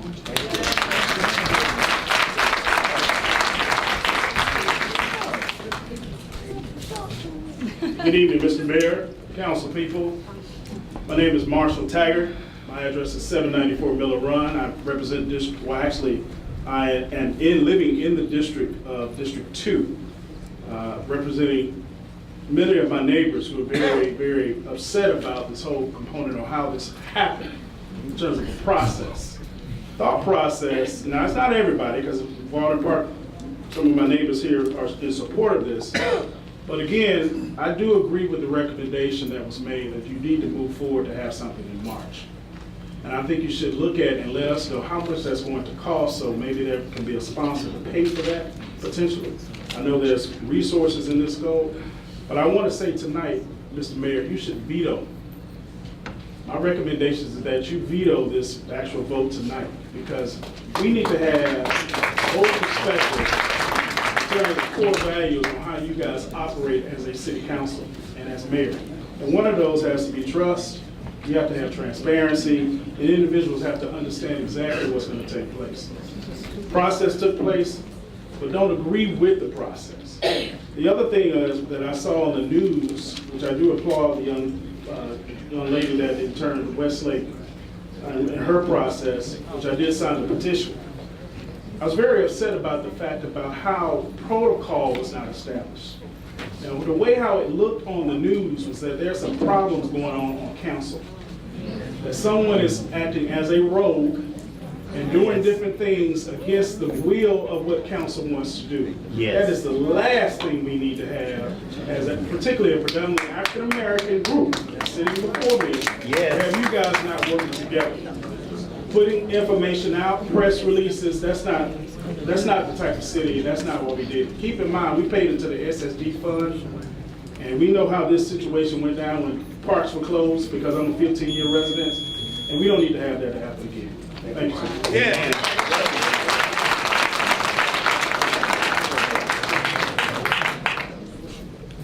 Good evening, Mayor, City Council. My name is John Jones. I'm in the 5th District, Red Oak Road, Magnolia Walk subdivision. There was a gentleman that spoke ahead of me about the boundaries and the situation that's taking place in the adjoining cities. And I have a problem with that. The reason I'm up here today, because I spoke with the mayor of Union City briefly at Banneker High School about a month ago. And I made a suggestion. I live close to Buffington Road, and I said, have you considered, or will you reconsider the possibility of making the body of Christ, instead of doing a warehouse or some other truck stop type thing, will you reconsider putting a regional recreation center that would benefit not only Union City, but the people in South Fulton? He asked me, he said, where do you live? I said, well, I live in South Fulton. Oh, well, I got to take care of my people. Now, so I'm asking you tonight, I'm asking the other elected officials, now, it's time now to start working together and get the things that we need to work together. That should not be a boundary. If you've got a luxury suite across Flat Shoals Road, and then you got poverty on the other side of the road, that doesn't help the south side of that street. So what I'm asking you all to sit down together. I want you all to get together with the state people, the mayors of the other cities, and say, look, we've got to work out a plan because this is our area. We don't live north of I-20. We live south of I-20. Amen. We've got to make this thing right. And we can only do it if everybody works together. We don't have time for this bickering, this is my spot, this is your spot, you take care of yours. That time is over. I'm 70 years old. I don't have time to wait to see 20 more years what's going to happen. Because I plan to be here. Like I said, I've been called a dreamer.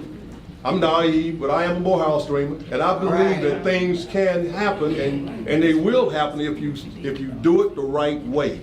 Put God in it first and ask, what do we need to do the right way? And we can get it done. So this is my request. Thank you. All right.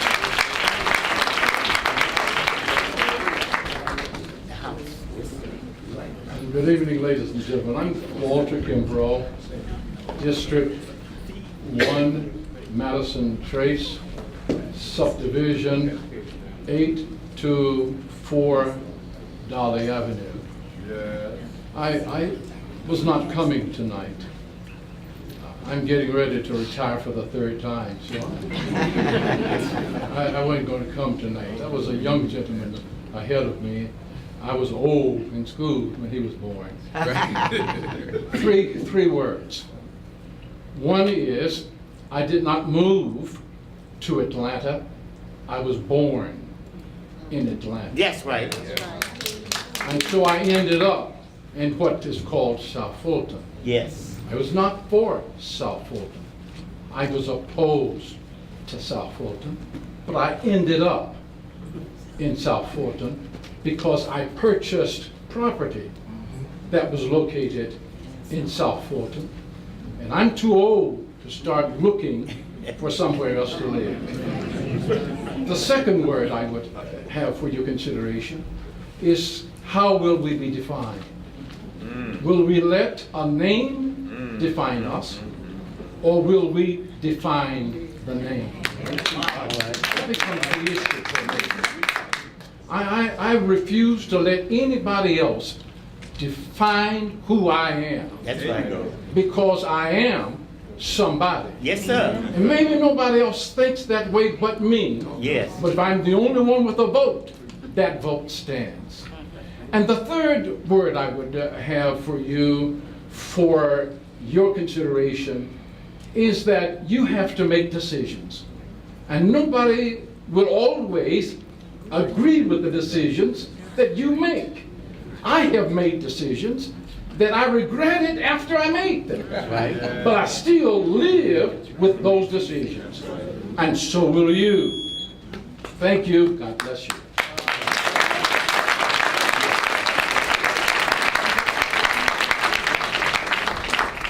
let me thank everybody who came up to the podium tonight regardless of what your issue is. And I thought it was good for us to take the time and listen to what you had to say. There are more speakers than we usually do. We went for about an hour and a half. But thank you so much. We want to respect the fact that you got up and came out here and you wanted to say something. So thank you all so much. Madam Clerk. The next item on the agenda, discussion items. A, clarification on voting process to select the name for the city. Mayor Edwards. This is very simple. I won't hold long. That was the information that was given out concerning the last time we voted for the city, and it was in the media. And the media stated that when we voted, I think it was the second time, third time we voted, and that there was a tie supposedly, and that the mayor was called up to break the tie. I want to clarify that. I never broke a tie. When you got 7 people up there, it's kind of hard to break a tie. Right. But it was reported in the local news media, and I think the record, Mr. Mark, will show that there was no issue for me to come up and break a tie. I would have loved to broke a tie, but I didn't have it. So I just want to make that statement and also let y'all know that this is a big job, and you know, I would kind of put some people on the spot up there, but I'm gonna let it go, and we'll wait till we get to that part of the issue, the agenda where we vote. So thank you for hearing that. I just want to clear the air. Let's go. The next item is general discussion on how best to involve the citizens in the voting process to select a city seal. Councilman Baker. Yes, I spoke with the mayor about a week or so ago in reference to the city seal, and we came to an understanding or agreement. Actually, prior to that, myself and Councilwoman Willis spoke months ago in reference to how we're going to move forward with the seal. And I submitted everything I had to Ms. Bunny Jackson with Vivo 360. And I've spoken to her, who throughout our process of naming was working with me voluntarily as I submitted everything that would possibly be revised for the consideration of the public. I spoke as well to our clerk, Mr. Massey, in reference to the possibility of getting with her as well and submitting a plan for our consideration. So at this point, I would like to make a motion actually to leave all of the branding of our city and exclude myself from that process and leave it to Ms. Jackson and Vivo 360. Second. The properly moved in second. Is there any discussion? Yes. I would like to say that I think that's a good decision. Thank you, Councilman Baker. But we need to make sure that if we move forward with Ms. Jackson, that you see what happens when people don't feel like they're included in the process. So we need to make sure we reiterate to our third-party vendor who's going to work on the branding that she includes the will of the people. Thank you. And Mr. Baker, I want to thank you because you and I discussed it, and we knew one thing, that you and I can't make this decision. And so, and I agree with Councilwoman Willis that we don't want to make the same mistake twice if there was a mistake made. Okay? So just take our time and move forward. Go ahead. So is there any additional cost? Are we retaining her services? What is the process? Our clerk is going to get back with us. He's going to submit a plan back to us for our consideration moving forward. Okay, thank you. All right. Any further discussion? All those in favor say aye. Aye. Okay. And one nay? No. Okay, it's unanimous. All right. Madam Clerk. Next item on the agenda under business, resolutions. Resolution 1, resolution approving the memorandum of understanding between the City of Renaissance and Union City for the use of Union City's port facilities. It's Resolution 2017-076. I will now turn it over to the attorney. She has some Councilwoman Jacobs. Good evening. There's actually a substitution resolution that we provided for you that has an additional paragraph 4 that discusses the compensation that we would provide to the Union City for the court facilities. Judge Sellers is going to speak more on it, but I would like to note this is a temporary agreement until we have our own court facilities in place. And as you'll note, it does say a resolution approving the memorandum of understanding between the City of Renaissance.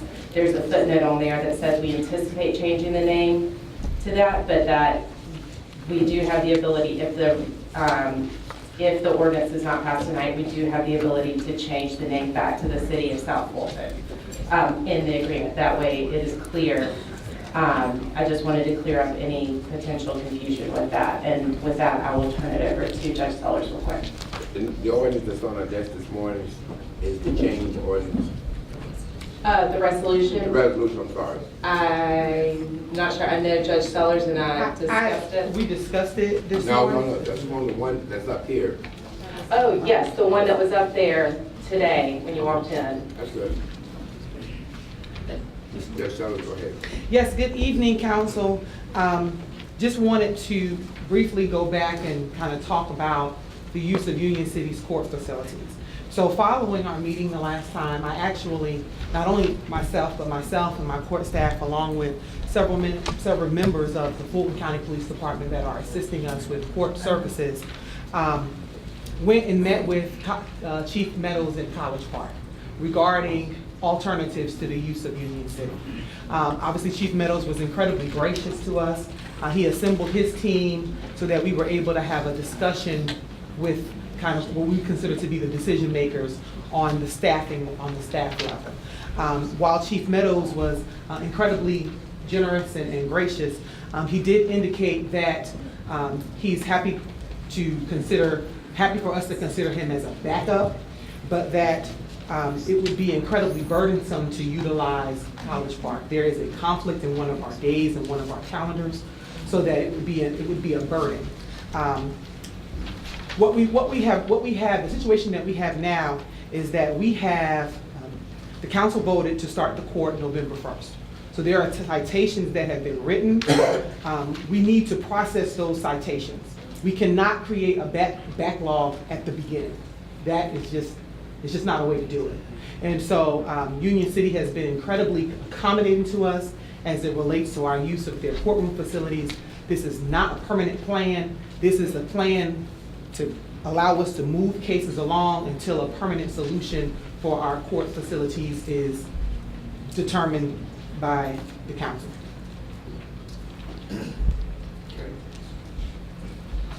Thank you. You're saying that you were told that it would be a burden? From who? From College Park. When I met with Chief Meadows' position to us was that there is a conflict that exists. We knew that there was a conflict. I think I mentioned that they have a very busy court when I was here 2 weeks ago. And I'm fairly certain that I mentioned that they have a very busy court. So when I went to him, not just myself, but myself, my staff, Fulton County Police Department, we went to him, what he said was that it would be difficult to accommodate, not a burden, I don't want to use that word, but that it would be difficult to accommodate our requests at this time. Okay, because my understanding, I did speak with a council person, okay, and they did check out, and I'm sure you are aware that Tuesdays and Thursdays was available. They have no courts on those days. Wednesday was available after 1:30. The understanding. Well, Incorrect. Okay. I mean, I'm telling. No. Can I finish, please? Absolutely. Thank you. What I was told by that person, that they know that you had already spoken to them and that you would need to do your court at least an hour early, prepare your court or something like that an hour early. So is there any way that we could move your time up to like 3 o'clock? And I guess I'm looking at that point simply because in a letter that I received from the Union City Mayor, it's like nothing is free. Let me say that. Because if I have to cease and desist from doing what my constituents want me to do in reference to warehouses, Union City is not an option for me.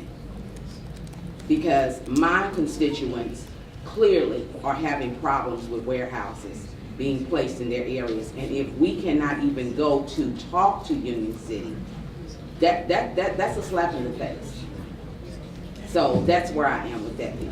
Now, I understand your position. Obviously, I was not involved in the conversation that you had with whatever council person at College Park. I was not involved in that conversation. I'm merely talking about the conversation that I had on December 7th with the city of College Park, the police department, not only Chief Meadows, but deputy chief and their sergeants and lieutenants that handle their court services. This is the discussion that we had in the roundtable. And to answer your question, to start court at 3 o'clock on Thursday, I think we have a memorandum well, not a memorandum, an ordinance talking about court times coming later. So it's not coming right after this. So it'll be kind of later on this evening. But the problem is we need an 8-hour block. We can't, it's not fair to my staff to be working not fair to the constituents to be in court until 11 o'clock at night. If we don't start court, Wednesday we're already delaying the start of court because the people who were gracious enough to allow us to use their facility say that we can't start before 1:30. And so if we don't start till 3, that puts our last calendar, we're not gonna get out of there till 11 o'clock. And if we have a late calendar, you're looking at midnight. We have officers that we pay. I have staff that has to turn around and come back to work the next day. And so that part logistically is just not possible. So I understand the dilemma that the council is in, but the vote was to start the court on November 1st. I'm doing everything that I can do to ensure that we are effectively and efficiently moving in that direction. And we have to have a place to dispose of and resolve citations, even if it's just temporary. I mean, the understanding from Union City after speaking to our city attorney is that this is a month-to-month contract. Am I correct, Ms. Anderson? Mm-hmm. Yes. So it's a month-to-month contract. So this is where we'll do it in January. If there's an alternative, if some sort of permanent place or alternative place or whatever surfaces, we can always look at revisiting that. But this is where we are. We have citations that have been written that we just have to, it's not fair to the citizens, we have to process it.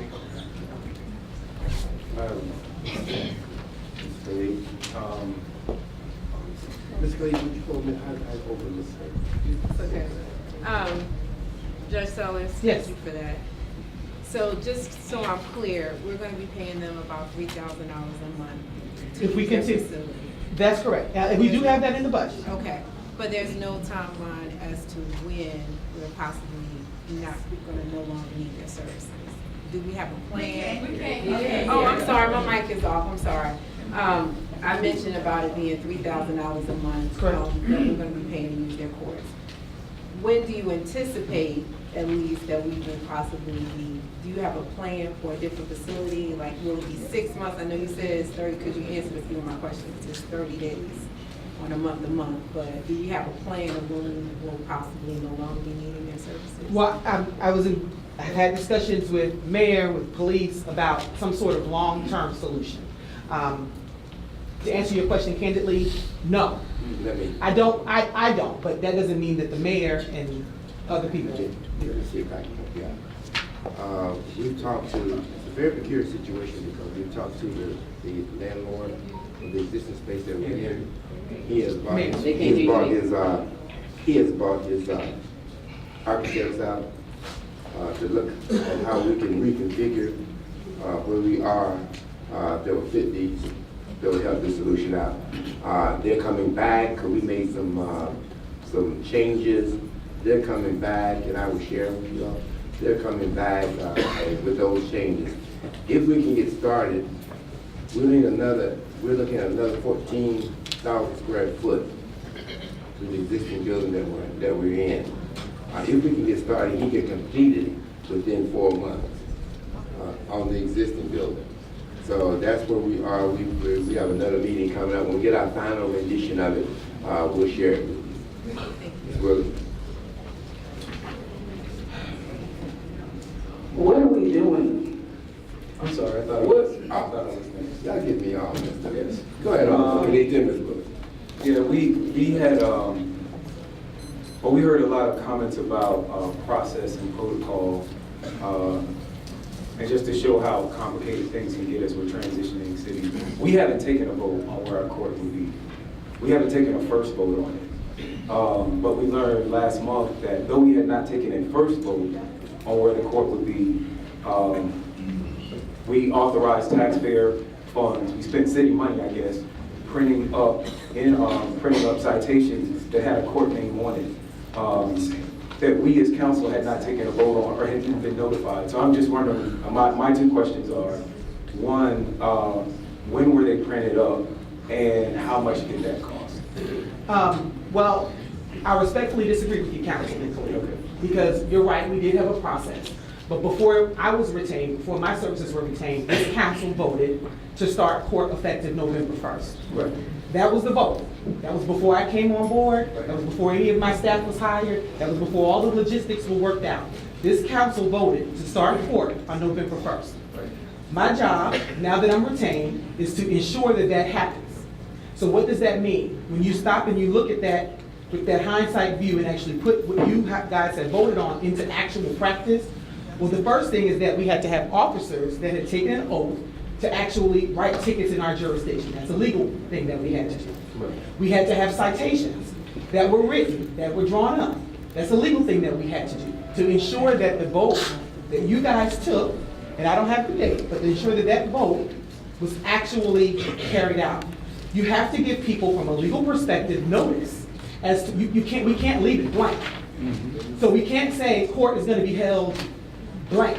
I mean, that creates a problem with the citations. And I don't want to be in a position where I'm dismissing citations because we didn't comport with the law. So that's the next thing. So while I understand what you're saying about the process, I wasn't involved in the vote.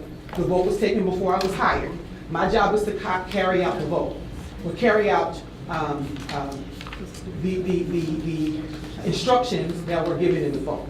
Now, as it relates to when the citations were printed, they were printed before November 1st because they were issued effective November 1st. I don't know when they were printed. I don't know how much money they cost because they came out of the police budget. The police write citations, not court. So the police would have the figure associated with the cost of the citation, and the police would also have that information related to the date that they were printed. Thank you very much for that. So again, we're going to vote on whether or not Union City is our court, but it sounds like the citations have already been printed up with that address. I just want to clarify that Union City is not technically your court. Okay. Judge Sellers is the court. She retains jurisdiction. It will simply be using the court facilities. It will not be Union City jurisdiction over the citizens of South Fulton. Right, I'm not saying that. What I'm saying is that we're about to take a vote on something that we've already printed up tickets for. That's all. We've already printed up tickets with this address, and now we're about to take a vote after we printed up the tickets. Thank you. Thank you. Ms. Jackson?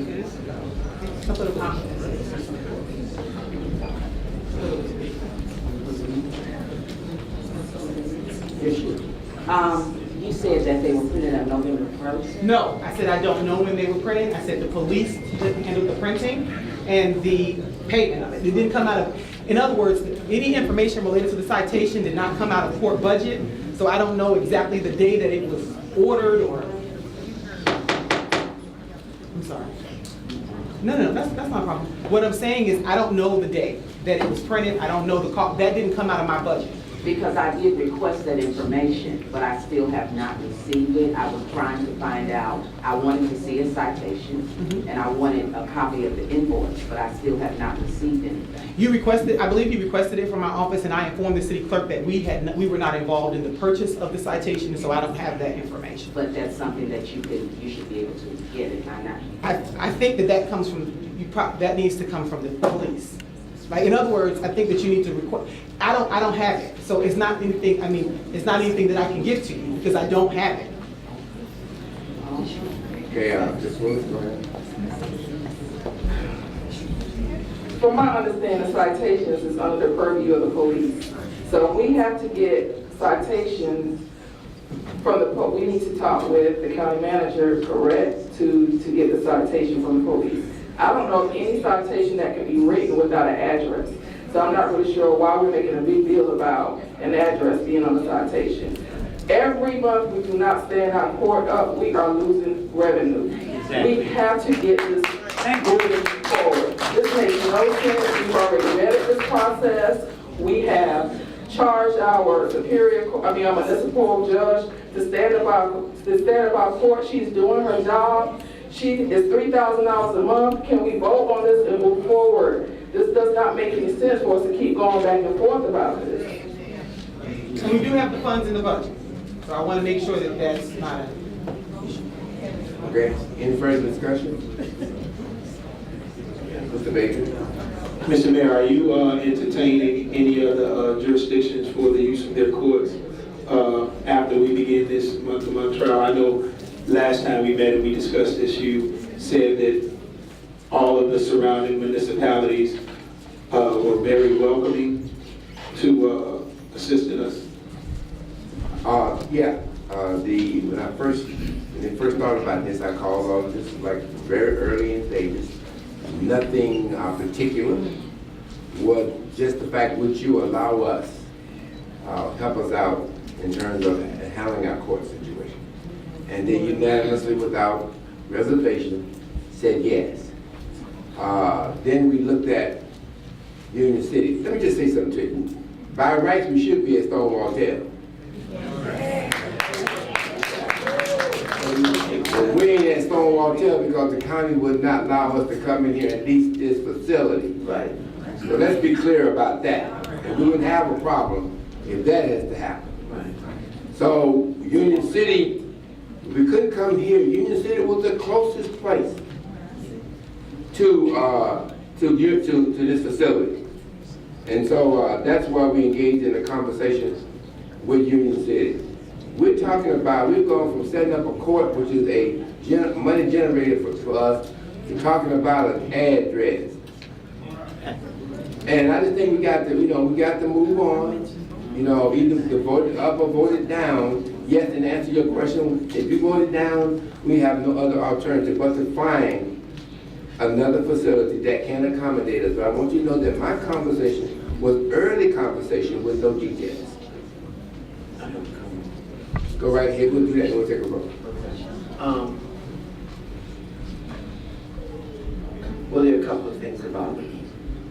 And the first one is, and I talked about it and I stand with this, and that is there's some serious conversations that we have to have with Union City as a city in terms of what direction we're going in, if we're going to be neighbors, what does that mean, and so forth. And that's over here. So over here, we're between a rock and a hard place. If we actually don't have anywhere to go. The other issue is that if it is on a monthly basis, I want to know, I want definitive information in terms of when the architects are going to be through so that we can have our own court and nobody can kick us to the curb like the county has done. That we don't have to go through anything with anybody else. And if they can do that in 3 or 4 months, then as much as I don't want to, I'd be willing to bend, because I came here tonight to say, until we have a conversation with Union City, we don't need to deal with them at all. But if we don't have anywhere else to go, we're between a rock and a hard place. So if we don't, so it's sort of like good that it's on a month to month. It gives us time to get in and get out. As long as we can have some definitive information from the architects. But I don't like the fact that, and this, if it happened in October, then it came from administration in terms of how the tickets were printed up, and that is unfortunate because we were out of the loop. We can't do anything about it now. It happened. It should not have happened, but it did. Thank you. Ms. Bob, you guys, go ahead. I would like to make a motion to vote on Resolution 2017, a resolution approving a memorandum of understanding between the City of South Fulton as of now and Union City for the use of Union City's court facilities. that the resolution does say Renaissance. However, there is a footnote saying the city of South Fulton, amending the charter subject to change its name. I second. Properly moved in second. Any further discussion, Mr. Baker? Yes, sir. I think that it will put a lot of people at ease, Mr. Mayor, if you would at least agree to entertain the other municipalities after we start this process, just so we'll know what the other options were and we can decide on how we're going to move forward on a month-to-month basis. Mr. Baker, I want you to be informed that at the last meeting, College Park's name was mentioned as an alternative. You went out and we sent them to College Park, all right, to get some particulars, okay? So, yeah, I mean, we can continue to go out and get some particulars at Palmetto, you know, but... at each point where we're actually housing. I mean, like, I guess what I'm saying is, if you, thank you, if we can get an agreement for that, I believe that we can go forward with the vote and we can be done with it. Any further discussion? Yes. I will be voting yes, because I just think we gotta be consistent. We had an hour-and-a-half conversation about process, and now process isn't important, we need to move forward. So I'm voting yes because we do need to move forward. And we do have some deadlines and some things. I understand that we can't always do things in the right order because we're standing the city up. So I will be voting to move forward throughout this evening. All right. Hearing no further discussion, all in favor, raise your hand, please. I see 6-1 with Ms. Jackson voting against. Madam Clerk. Next item. Sorry. One quick thing, I did leave the resolution effective date, so, you know, just to clear that up, I know we had discussions with council on it, so to clear things up for paragraph number 7, if someone can move to establish the effective date of the resolution, that would be helpful. I make the motion that the effective date of resolution 2017 pertaining to the approving of memorandum of understanding with Union City be effective as of the date of execution. I second. Properly moved in second. Any discussion? All those in favor, raise your hand. That vote is 6-1 with Ms. Jackson voting against. Madam Clerk.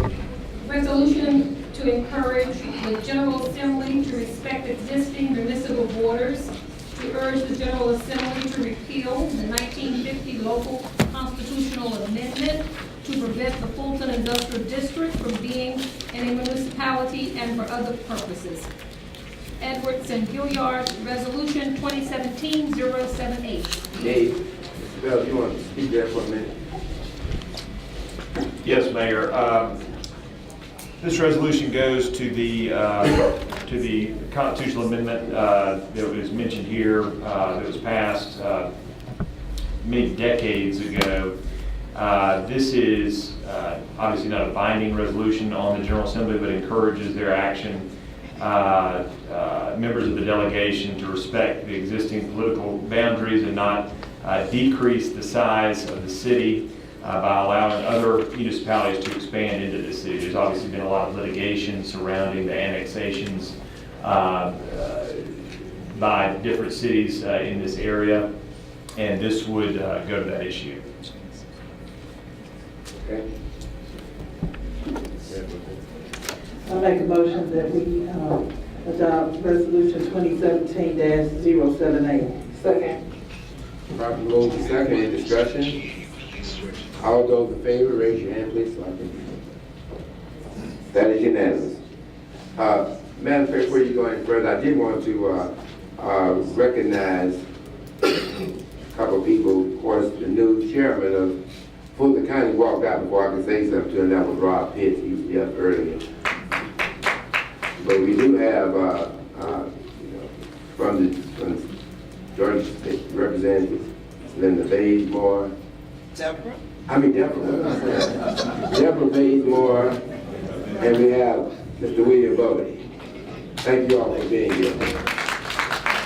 I don't think I'm missing that elected official. At least I didn't call you Mr. Bodie. Thank you, Mr. Clerk. Resolution to approve the installation of no parking signs on the 6th 6300 block of Stone Lake Drive, Gums, Resolution 2017-079. Sure. This resolution is simply authorizing the posting of signs at the 6300 block of Stone Lake Drive. Fulton County staff did a study regarding emergency parking there, and currently there is a recreational facility near there, and individuals, our residents are parking on the side street, and it's preventing emergency vehicles access to that area. So this is simply authorizing the erection of signs at that place.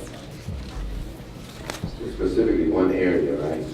Correct. This is not citywide. Correct. Mayor Pro Tem. Councilwoman Gums, can you speak to this a little bit in terms of cost?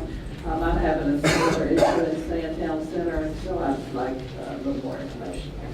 From the process that HOA president went through, reaching out to getting a traffic study, and what we found was that to have the signs erected was about $125 per sign, but they were having tremendous problem with the emergency vehicles coming through the subdivision. So it's about $2,100 to erect these signs. So, small drop in the bucket for safety. Any further discussion? Hearing none. All those, I'll entertain a motion. I make a motion that we go ahead and approve resolution 2017-79. A second.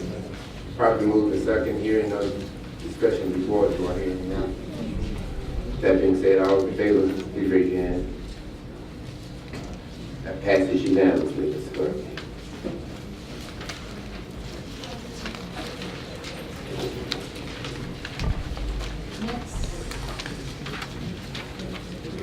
Next item, resolution to add membership in a fund of Georgia Interlocal Risk Management Agency, GIRMA, and for other purposes, resolution 2017-080.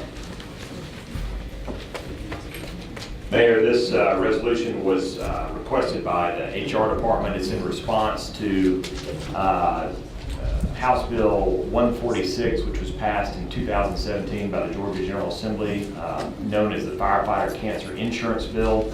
House Bill 146 requires all fire departments to provide a lump sum payment to any firefighter diagnosed with certain types of cancer and up to 3 years of disability payments. The city is already a member of GIRMA, and this is in preparation for enrollment for when fire moves over to the city of South Fulton. This is the standard language of the resolution that allows execution of the agreement with GMA on that contract.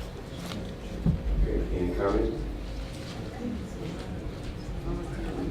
I'd like to make a motion. I'd like to make a motion to approve resolution 2017-080, GIRMA membership. Second. Properly moved and second, any further discussion? Hearing none, please vote, raise your hand, please. That passes unanimously. Next item on the agenda is ordinance. The first one is second reading, ordinance to amend the charter of the city of South Fulton, amending section 1.10, changing the name of the city to the City of Renaissance. Ordinance number 2017-037. Madam Clerk, is this scheduled for three readings? No? No, just second reading. Just 2 readings? Yes. It had to be published 3 weeks in a row. Oh, I got you. Okay, I'll entertain a motion. I'll make a motion to amend the name of our city, 2017-037. There's a second? Second.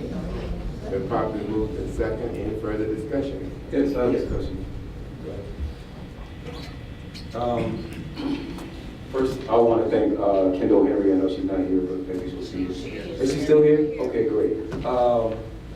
I started my career in politics as well with a petition when I was a student at McNeil Middle School on Old National. So I think that's dope. I want to make sure that people understand what we can actually vote on tonight. I wish that we had done a better job communicating citywide as a city, not only the process, but all of the factors that are included in the process. I want to say that I heard the comments about people not getting mail. I have been pushing for us to have a newsletter. I do a weekly newsletter. I sent out mailing about this name. I sent out actual mail to 5,000 people. I held a forum.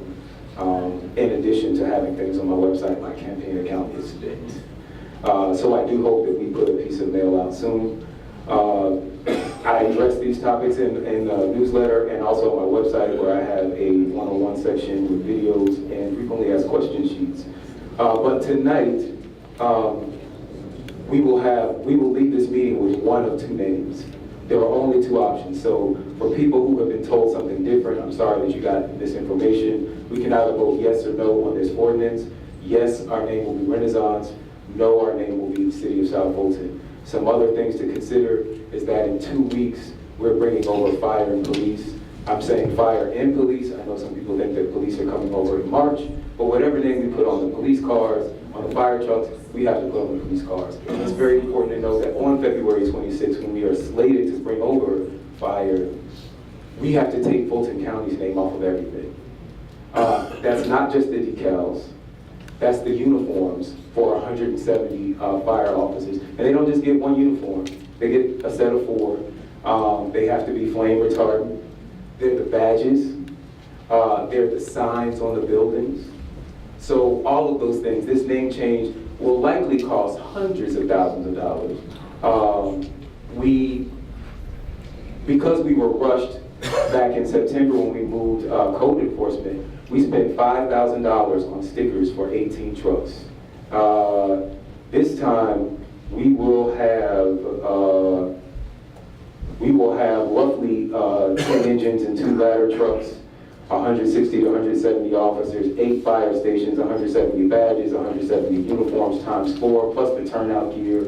That's the stuff that, the overalls they wear. Personally, it could be Adidas. I mean, if you come to get me out of Bernie Building, I don't care what the name is. But the law says that we have to have these things, and we have to start ordering them real soon. We have the holidays coming up. After the holidays, we have about 6 weeks. Anybody who has ever ordered uniforms or knows anything about ordering knows that you can wait till the last minute, but you're going to pay through the nose. So one of two names we're probably going to have to put in orders to put on our trucks and uniforms, either South Fulton or Renaissance. Personally, I was a fan of Renaissance. I think I'm probably the only person on council here who voted for South Fulton when we had our 3 rounds of voting, because it was the most popular name across most of our districts. It was the #1 name. And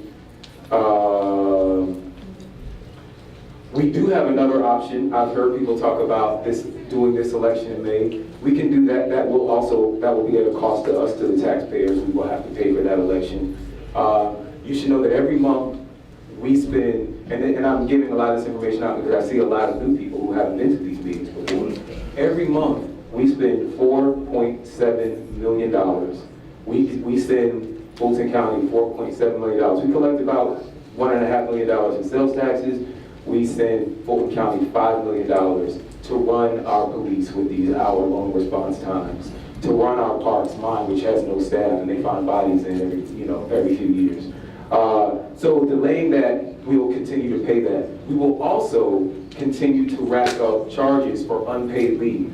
When Fulton County employees come over to the City of South Fulton, all of their unpaid sick days and all of that time, we have to buy that out. That doesn't transfer over. So every month we delay, we're racking those things up. So we have 2 options. We could actually we could actually just pay for the name change twice. We could change the name now, bring the departments over, and then have an election and pay for a second name change in our separate fiscal year. That would be really expensive, and I think we all know that we have some financial challenges. I'm bringing all of this up because one of our criticisms earlier on in this process is that we weren't focused on the transition, that we needed to be focused on the transition. So I am laser focused on the transition right now.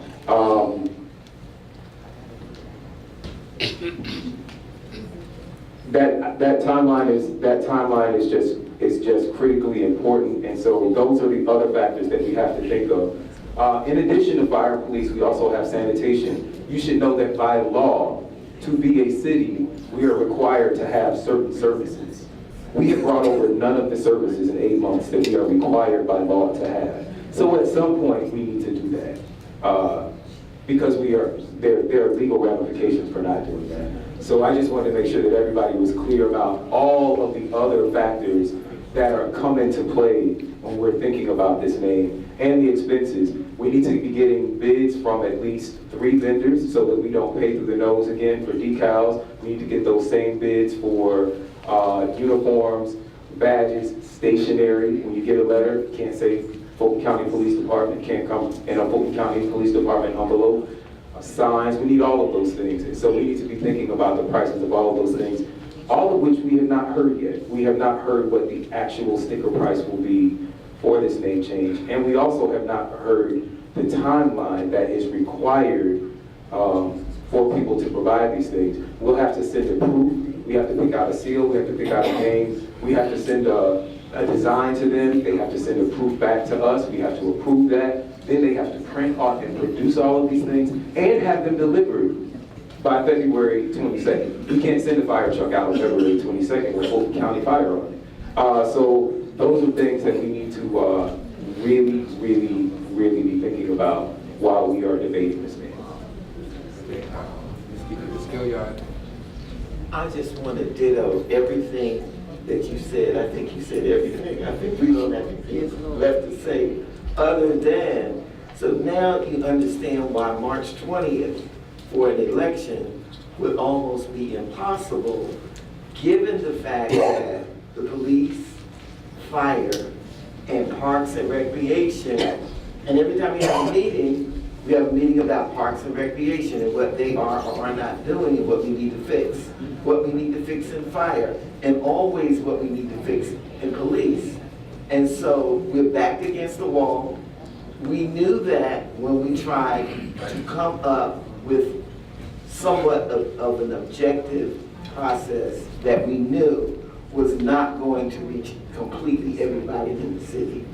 And we're really sorry for that, but we're between a rock and a hard place, because we really do have to bring over police, fire, and those are real critical. And so is parks, because we had one meeting and there were things that were going on with parks and recreation that we really didn't know anything about. And so I just want to say that he's done an excellent job of telling you about all the different things that we have to take into consideration in addition to the name. So thank you for listening. Ms. Willis, go ahead.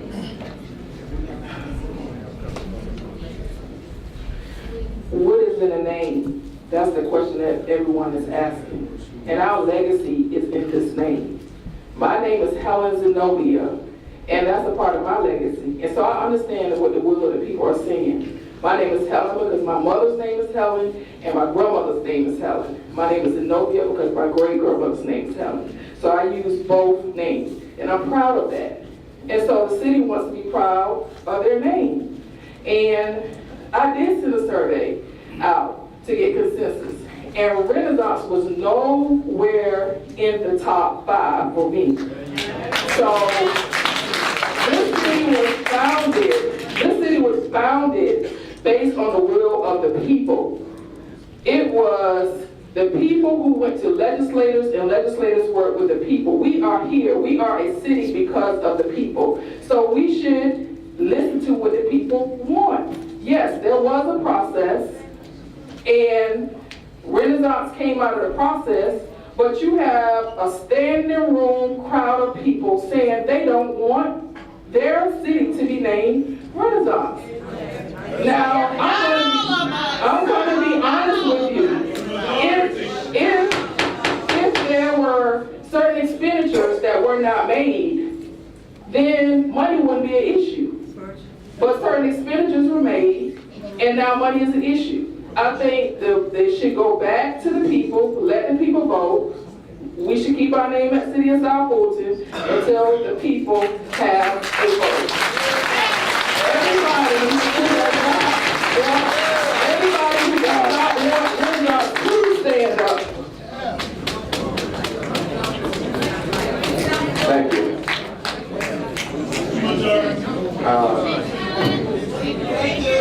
We're going to entertain Ms. Jackson and Mr. Baker.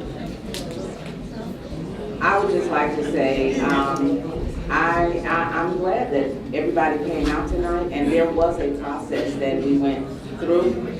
And let me first say, I did not vote for Renaissance. Okay, let me be the one to say that. There were 2 votes people that did not vote for Renaissance, and I think it's myself and to my left. Is that left or right? Okay. Your left. My left, okay. We did not vote for Renaissance. So what I'm saying is there was a process. So I had to go along with what that process was. There was $8,000 spent with this process. So are we going to, every time somebody decides that something is not going right, are we going to come up, gear our people up, come up and line up for us to make another change? You all know that's not right. And we cannot do that. We cannot continuously bring a city up and stand the city up on those notions. So, no, I did not vote for Renaissance, but at this point, there was a process done. It was a democratic process. It was a fair process. We alerted as many of the people. This room was packed. This room was packed. And all those that have been engaged in the process since we started the city, they were here. So I'm not saying that your votes don't count at this point, but what I am saying is we went through a democratic process, and I've got to stand with that because we're looking for dollars right now.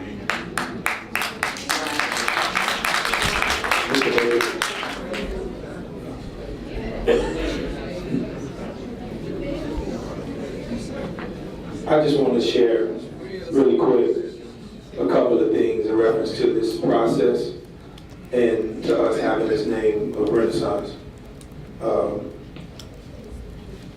I believe 2 people got up from District 7 in reference to the name. 2. I voted the will of my people, and neither one of those 2 people I remember, especially the main one that said she was for Renaissance. She's in the audience and she's respecting the process because I know her name wasn't Renaissance that she put to me. And I guess, like, I'm battling. It's difficult because I saw the tally sheets out because someone sent it to me because I'm not on social media. So when I saw and learned that it was a 5-2 vote for Renaissance, and me and the lady next to me are the only 2 people up here that didn't vote for Renaissance, but now everybody from all of these other districts are up here demanding that we do something, and I'm not supposed to respect the process. I'm not. Corinthians verse 14:40. Let all things be done in decency and order. Now, if we set out to accept the order of a process, and I lost, and everybody up here can't raise their hand and say that they lost, because I lost on that day, and the person next to me lost on that day. But I can't take my ball and go home and abandon the process because we spent y'all money. And if y'all were here before this, it wouldn't be this case. And it's disheartening to me, just like it's disheartening to the young lady who has the fire behind her. But you don't live in my district, but if you would have, I would have been like, okay, well, I did have at least a Charlie for whatever name you wanted. But where I am right now is we have to move forward. And the integrity that I was raised in won't allow me to not raise my hand for Renaissance right now. And it's the saddest thing that I gotta walk away with it, knowing that I'm part of the people, I'm one of the 2 people that didn't want it. And so now I gotta sit up here and raise my hand. But what I will say is, I'm raising my hand in solidarity with the process. Outside of that, if our mayor contends that he wants to veto within 10 days, I'm going to support that as well. You know why? Because it's a part of the process. That's it. And it's uncomfortable and unsettling that we're here. Yes, we are those people who are elected. But to place all of this on us, I would love for you guys to have the opportunity to go and vote if we had the money and if we were able to do something like that. And if our mayor figures out a way and he contends to veto, if it doesn't pass, guess what I'm gonna respect? The process. How you? Well, I want to clarify. First of all, yes, the vote was 5-2. That was the 3rd round. In the 3rd round, we had 2 choices. That was Atlanta Heights and Renaissance. And you know I was not going to go for Atlanta Heights. We spent $8,000 for this process. The process was, the $8,000 was not in vain. The vendor has narrowed down from 241 names to at least the top 5 names. So why can't we take those top 5 names and put those names on the referendum and let the people decide what they want to choose?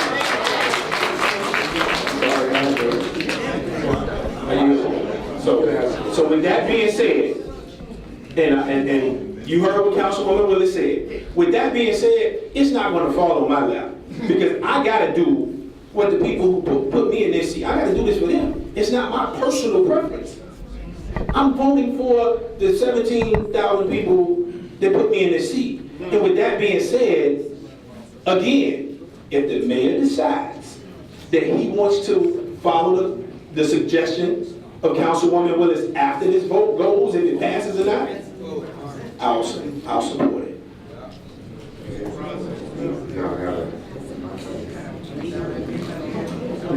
This is a question for our mayor.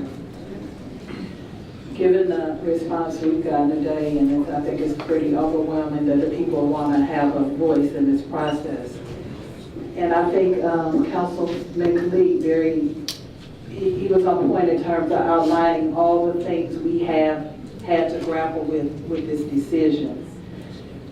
I also know we do not have the luxury of putting this on the ballot because of the timing of the transition of these departments. Is it at all possible to have Fulton County set up just like a regular election? Because we don't have but a short window of time to be able to allow people to vote. Is that even feasible? Yeah.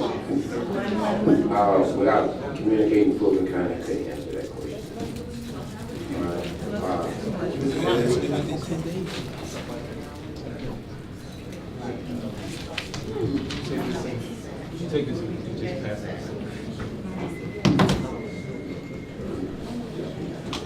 This is a picture of Herman Roberts. Herman Roberts is a 22-year-old.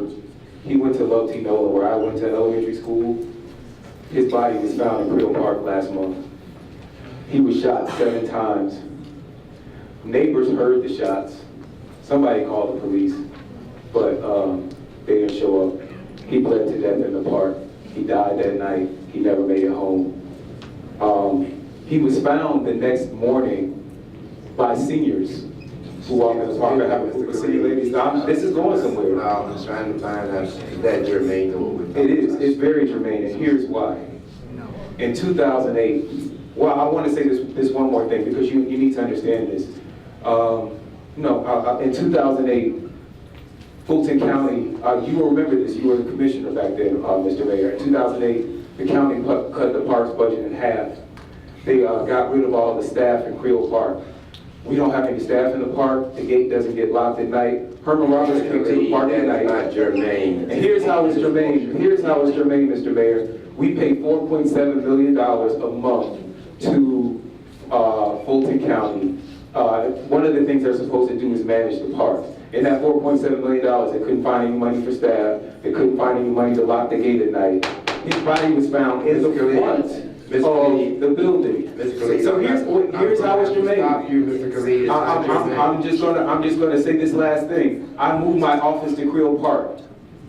I was told by Fulton County's attorneys that because of the IGA that we pay $4.7 million a month to, I can't have an office in Creel Park. So y'all do what y'all want. Y'all do what y'all want to about this name and about this process. I just want to move on so that we can get some police, so that my seniors are not finding bodies in the park, so that I can open my office back up, and so that we can get on about the business of serving this city. Thank you.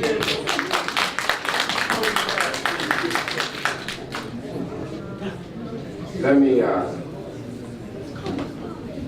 want y'all to hear me very well. Being the mayor of this city sometimes like drinking from a fire hose. That was a classic example.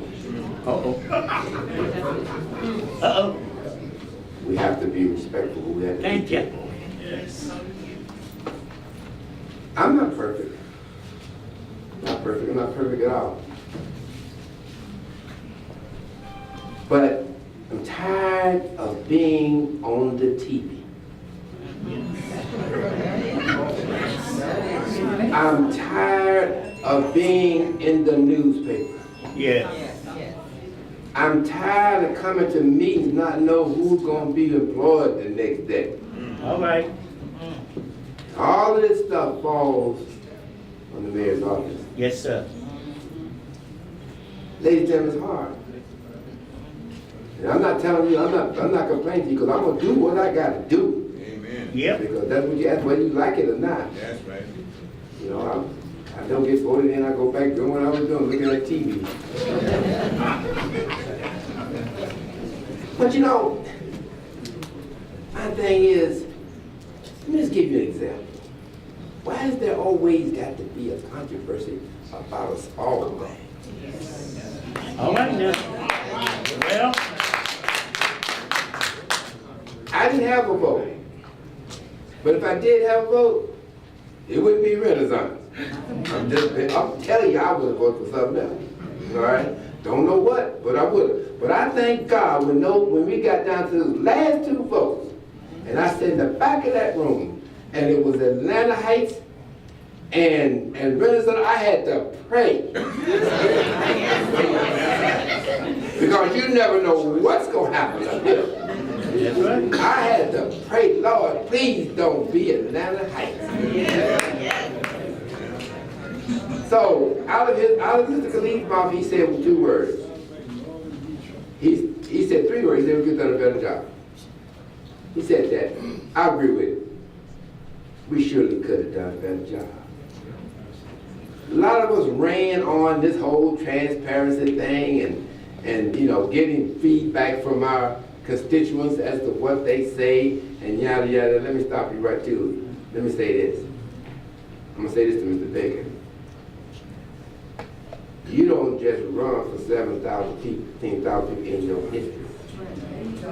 You got 100,000 people called the Senate that we have to consider. You can be safe saying that everybody in my district gonna vote for me. That's fine. But there are things larger than your district. This is one of them. I'm torn. Because I know several people up here sent out surveys. I know they did it. Because I got copies of it. And I saw what they said. I sat in the back of that room doing this whole voting thing. I was so confused, I didn't know what to say. Because I know there was only one, I think it might have been Carnes survey, that had Wolf Creek second. I'm not sure one of them did. But all of the ones that was on there came in not relevant. I'm getting tired of having to veto folk all the time too. We got to get some consensus about what we're doing. I think one thing that we have to deal with today is that what Khalid just said. We could have done a better job. We got to own up to that. And that goes on both sides. Whether you're for Renaissance or against Renaissance, we could have done a better job. Oh, I know how to lose. I lost twice last election. I know how to lose. So I'm torn. And I would say to you guys up here, you know, vote your commitment. A lot of people fought to get everybody the right to vote. During that time, there was a lot of blood on the floor. Yes, sir. All right. Vote your commitment. Everybody know what the mayor's gonna do. Well, you find out, you know, as we go forward. But I'm just tired, ladies and gentlemen. I want us to be, you know, I don't want to be the mayor that walks in the room with a bunch of mayors and say, oh man, you got your hand full. Right? That's what I get. That's what I get. I don't care if people laugh at them rings. I think they laugh at Wolf Creek. I don't care. You know? But I know this. People are always talking about what we haven't done and why we haven't done it. Let me tell y'all something. I'll tell you this from me how I feel. If you stay out of the business, let those who are supposed to run this city, these department heads and others, let them do their job. The woman sat right there as the judge and said what she had to do because of the stuff that we had going on. A few minutes. Somebody gonna leave here happy, somebody gonna leave here sad. But however you leave here tonight, because some of you in here did not want to sit at all. Some of you did. When we got to be a city, you had no other choice but to protect that city and protect the rights of those of you who are there. You can mumble and grumble all you want to, but you are here with us, and you might as well get ready for it and stop your victory. All right? So today, they have, and listen, my colleagues, they got a tough decision. God knows it's tough. You know, people put on you everywhere. It's tough. You know, y'all know what it is. And y'all know it's tough. I'm telling you, know it's tough. And these are the kind of lonely nights you spend as an elected official trying to decide, well, is what's right or how many voices I heard. How do I find out what's right? And those are things we do. So I hope my colleagues up here will vote their will. And, you know, if you leave it tonight, if you lose, embrace it. Embrace it, because you don't know what I'm doing. But embrace it. I ain't said anything, but you know, embrace what you got. I tell you, you know, my girl said, you know, loan me some money until I can sleep better. So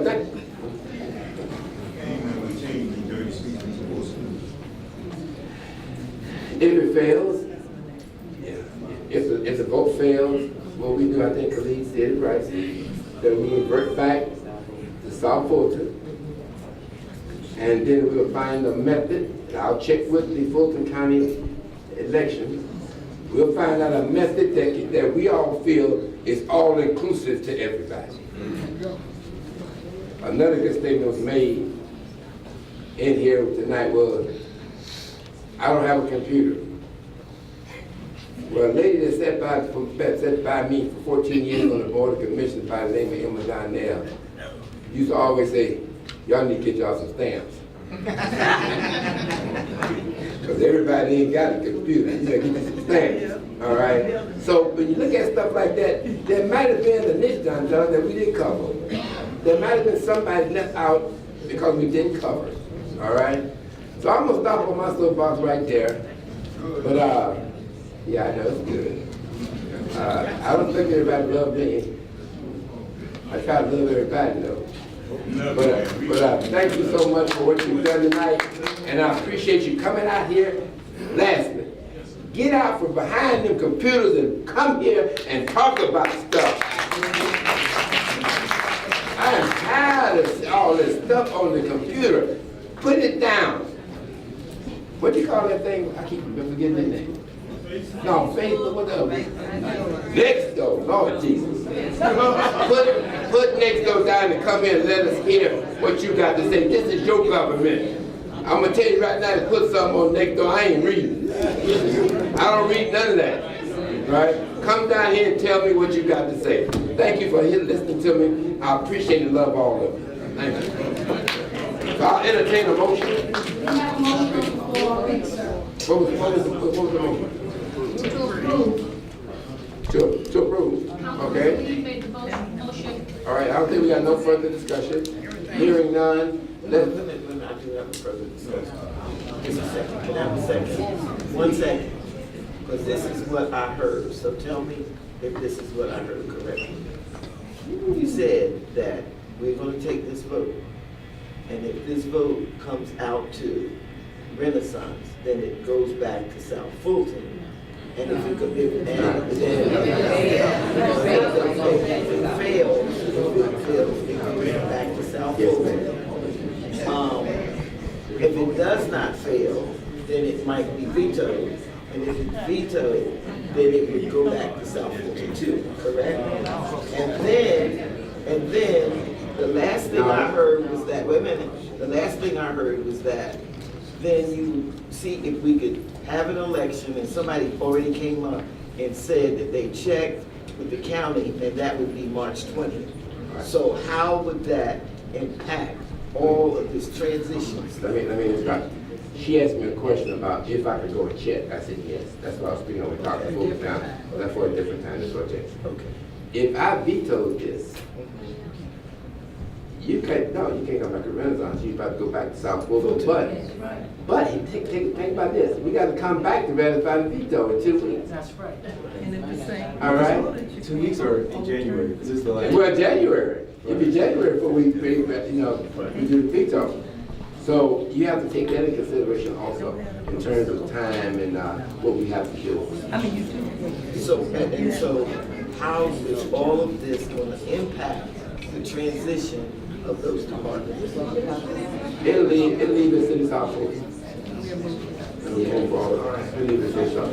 Okay, then hearing no more further discussion, let me, by show of hand, all those who are in favor of the motion to vote the motion to approve.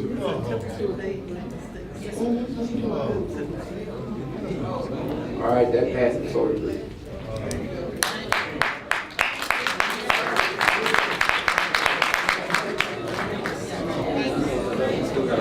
All right.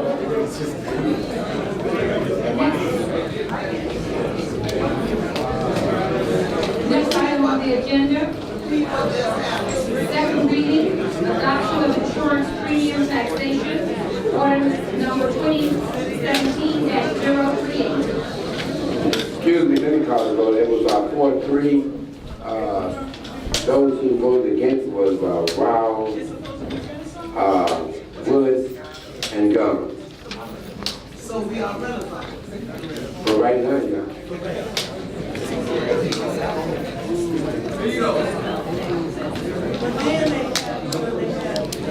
Okay, go ahead, Madam President.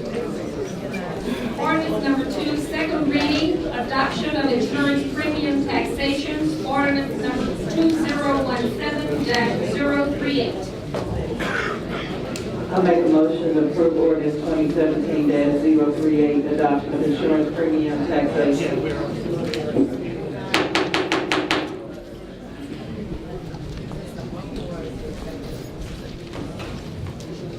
All right, we're a little bit disrupted. Can I get a second? Second. Properly moved in second. Discussion? All those in favor? Ms. Clea, are you in favor? Okay, that passes. No, it's six of them. Second reading, ordinance to establish the convening of the municipal court at regular intervals, ordinance number 2017-039. With Jordan. I just wanted to introduce the council to the clerk of court. I didn't look to do that in our last discussion. Ms. Lillian Triplett, she's our clerk of court, so she's responsible for maintaining the dockets. So all the documents that you see, the distributor is responsible for maintaining that. Thank you, Mr.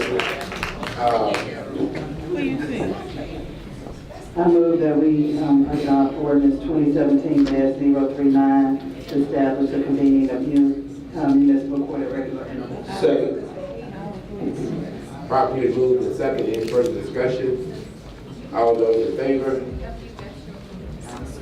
That's unanimous, 6-0. Next ordinance, first reading, adoption of ordinance establishing historic and cultural landmarks commission for the city of South Fulton. Trial, ordinance number 2017-040. This is the first read, but this would create a historic and cultural landmarks commission.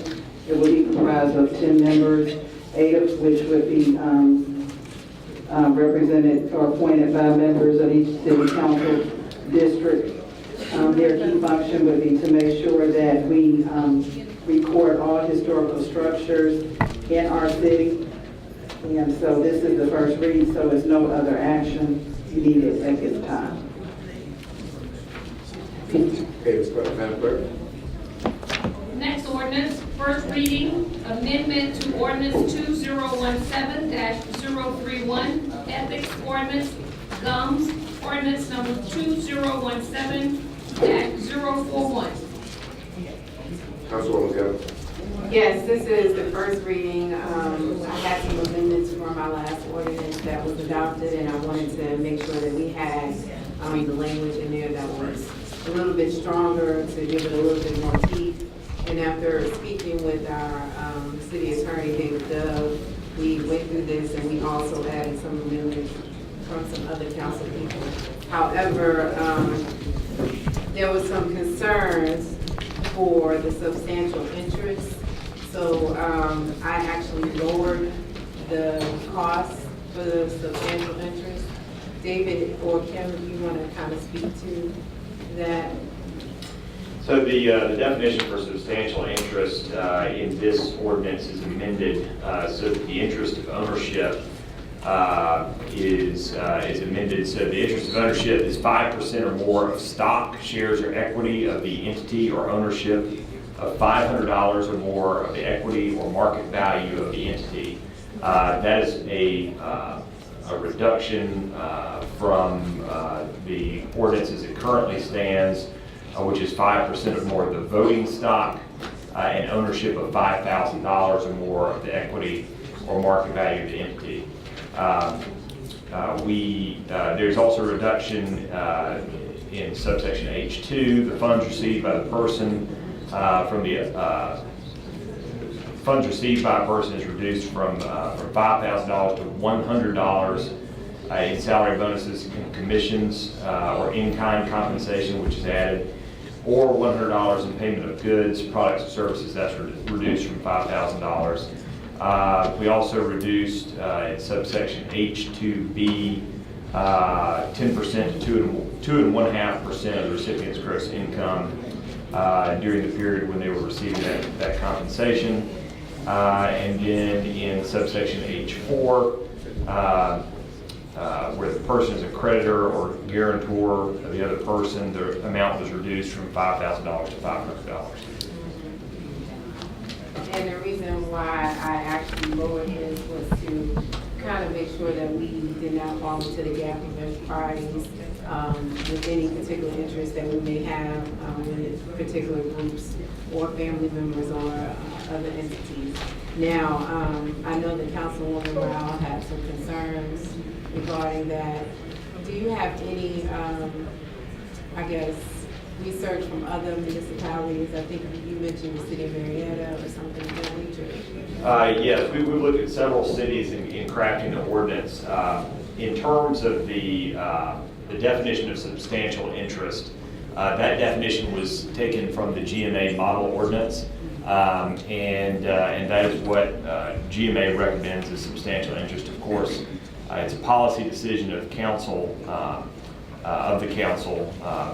whether that should be adjusted, but that is in the GMA model ordinance.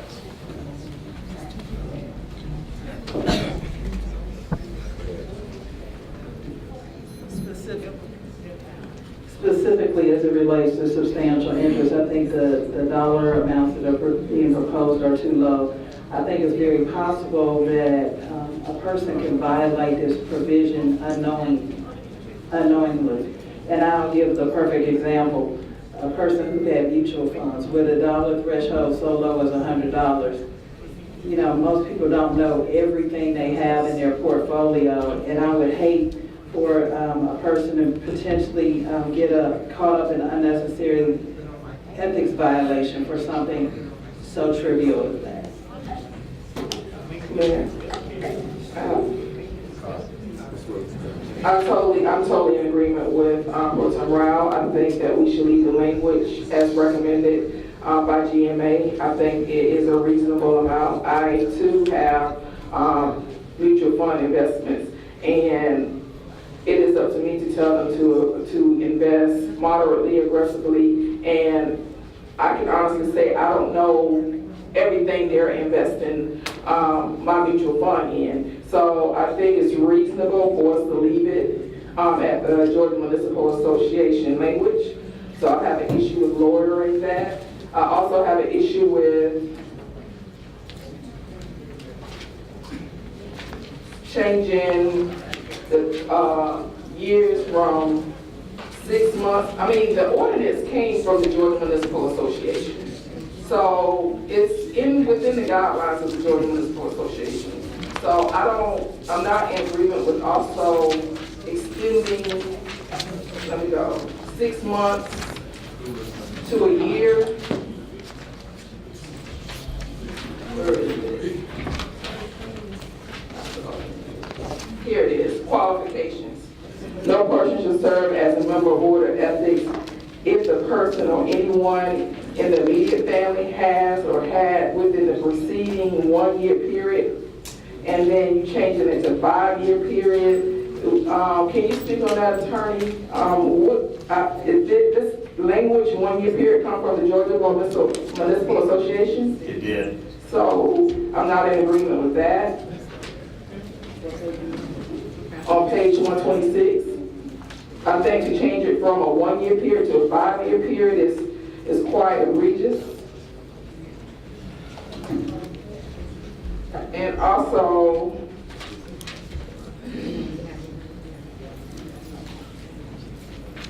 there was another one, members shall be prohibited from engaging in city election political activities, for making campaign contributions to candidates in the city elections in terms as board members, and for 6 months, and changing it from 6 months to 2 years. I'm not in agreement with that. If you're not serving on the board, I think it's reasonable, and it also is reasonable by the guidelines of the Georgia Municipal Association to leave it at 6 months. So I'm not in agreement to change it to 2 years. I think that is quite egregious.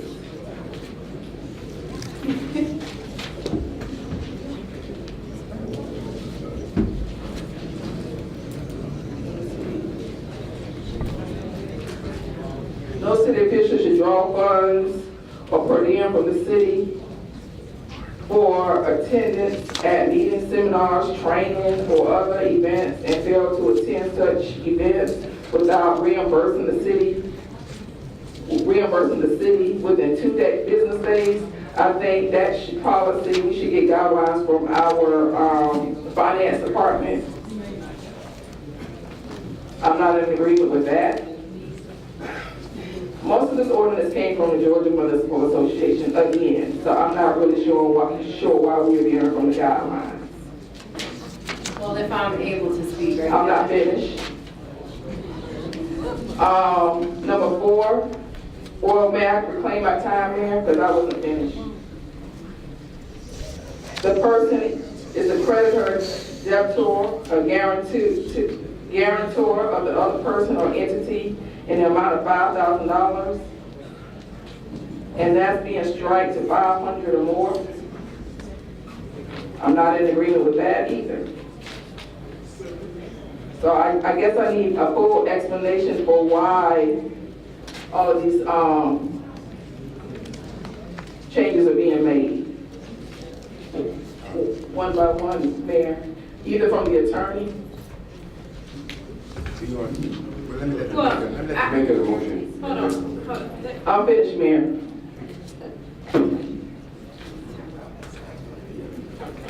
First of all, I sent my amendments the very first time you had the opportunity, at least 3 to 4 weeks to review, which is fine. The GMA is just a blueprint. You don't have to go by that. An ethics ordinance is going to be strong. That wasn't strong what you all presented. So you can dislike my amendments or not, that's fine. You don't have to accept them. But I'm sharing with you what I think is a strong amendment to what you all passed. And that is my right as a councilwoman and representing the city of South Fulton in District 2. So, Attorney Dove, if you would like to speak to Councilwoman's concerns, we don't have to have all night, but if you would like to, that's fine. I don't know if I can speak to the Councilwoman's concerns behind the policy decisions behind that. I believe that the purview of those decisions lie with the council. But I can speak to the possibly to the impacts of some of these. Certainly, the drawing down of the requirements for substantial interest in the definition provided in Section 1, 5003, subsection H, does create a more strenuous standard that for city officials to abide by. And if I happen to miss one of these, I marked them as you were speaking, Councilwoman. Just please point it out, and I will address it. Going to subsection, let's see, I believe this is section 5004, subsection Q. The 2 business day requirement. The 2 business days was changed from the adverb promptly to provide a specified timeline of when those expenses would be required to be reimbursed. Turning to section 5006, subsection C2, no person shall serve as a member of the Board of Ethics if the person or anyone in their immediate family has or has within the preceding 5-year period any interest in any contracting opportunity with the city or has been employed with the city. That's obviously a more strenuous. There's 2 provisions in that section that make that a more strenuous requirement. One, the addition of anyone in their immediate family, which is defined in the definition section 5002 at the beginning of the ordinance. That provision is added as well as a 5-year period for the prohibition on these interests. That look-back period comes into play when the members of the Board of Ethics are appointed, which would be either under the ordinance. It is one is appointed by the mayor, one is appointed by the city council, and the third is nominated by the 2 existing members of Board of Ethics, and then has to be approved by the city council. So that look-back period under that scheme would fall on the city council to ensure that requirement was met. Looking to subsection 7 of the same section, certainly changing members should be prohibited from engaging in city election political activities and from making campaign contributions to candidates in city elections during their terms as board members and for 2 years prior to their appointment. A member who violates this subsection shall be removed from the board. That, again, will go to a look-back period, which would occur at the time of the appointment, either by the mayor or by the city council, and fall to the city council for a decision on that matter. And I believe there was one more section, maybe not. Were that the sections you had questions with, Councilwoman Willis? Yes.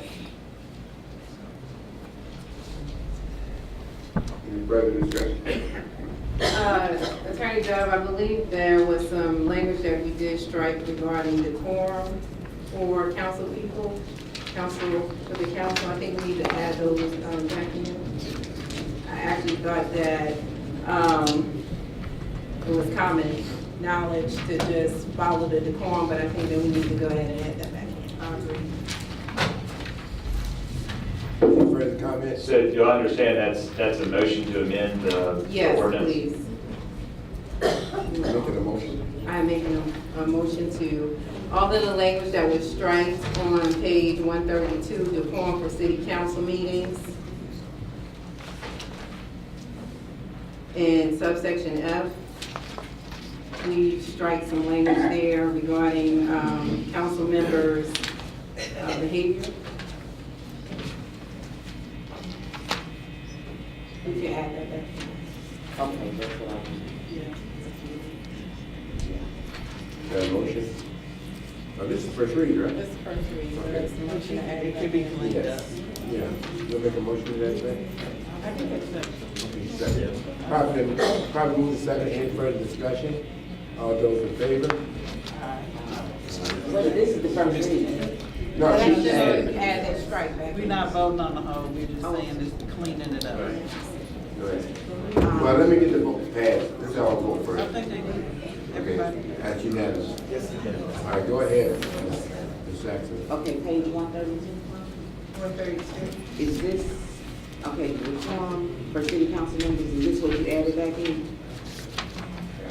City council, because I see it was struck out, city council members shall respect the mayor, fellow city Yes, council. yes, You yes, added yes, that back yes, in, there you yes. go. Yes, yes. I told you, that's what you asked for. Oh, I want it back in. Okay, it's back in.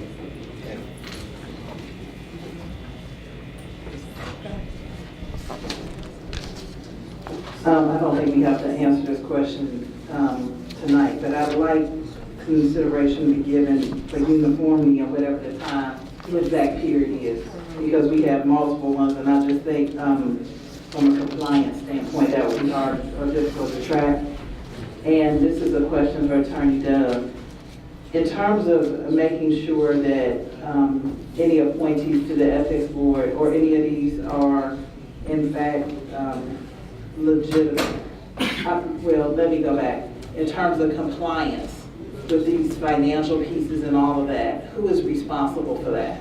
So the city council would make appointments to the board, and so in the nomination of someone to the Board of Ethics, it would be up to the city council to make those determinations whether there was a violation at the time of nomination. I guess I'm thinking about even, for example, the section I referenced, a city council in terms of interest. Who's responsible looking into somebody verifying that they don't have an interest in stock? There's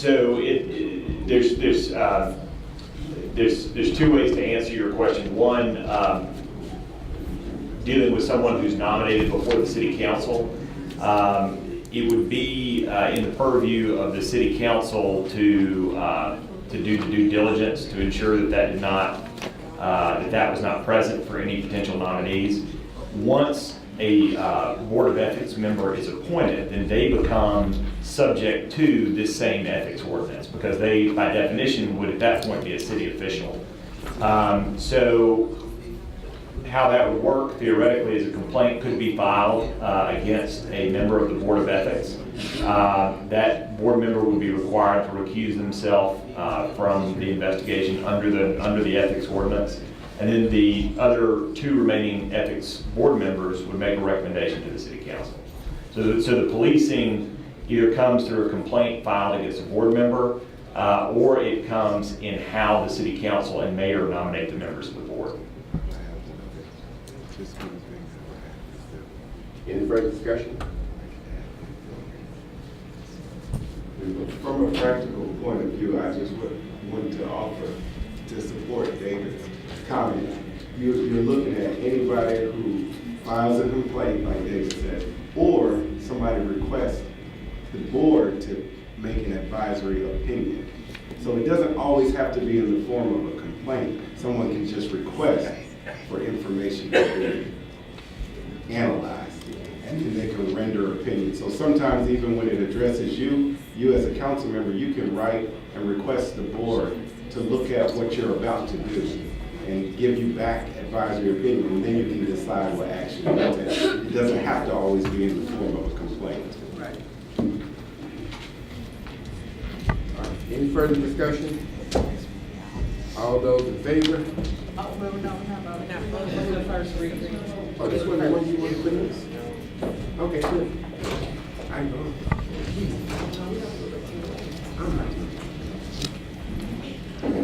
The next item on the agenda, city manager's weekly update, TAN payment update, CFO Frank Velazzi.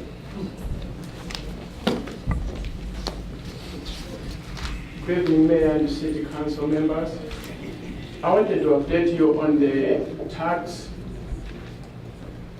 information that we have, and we were borrowing money to pay food on county.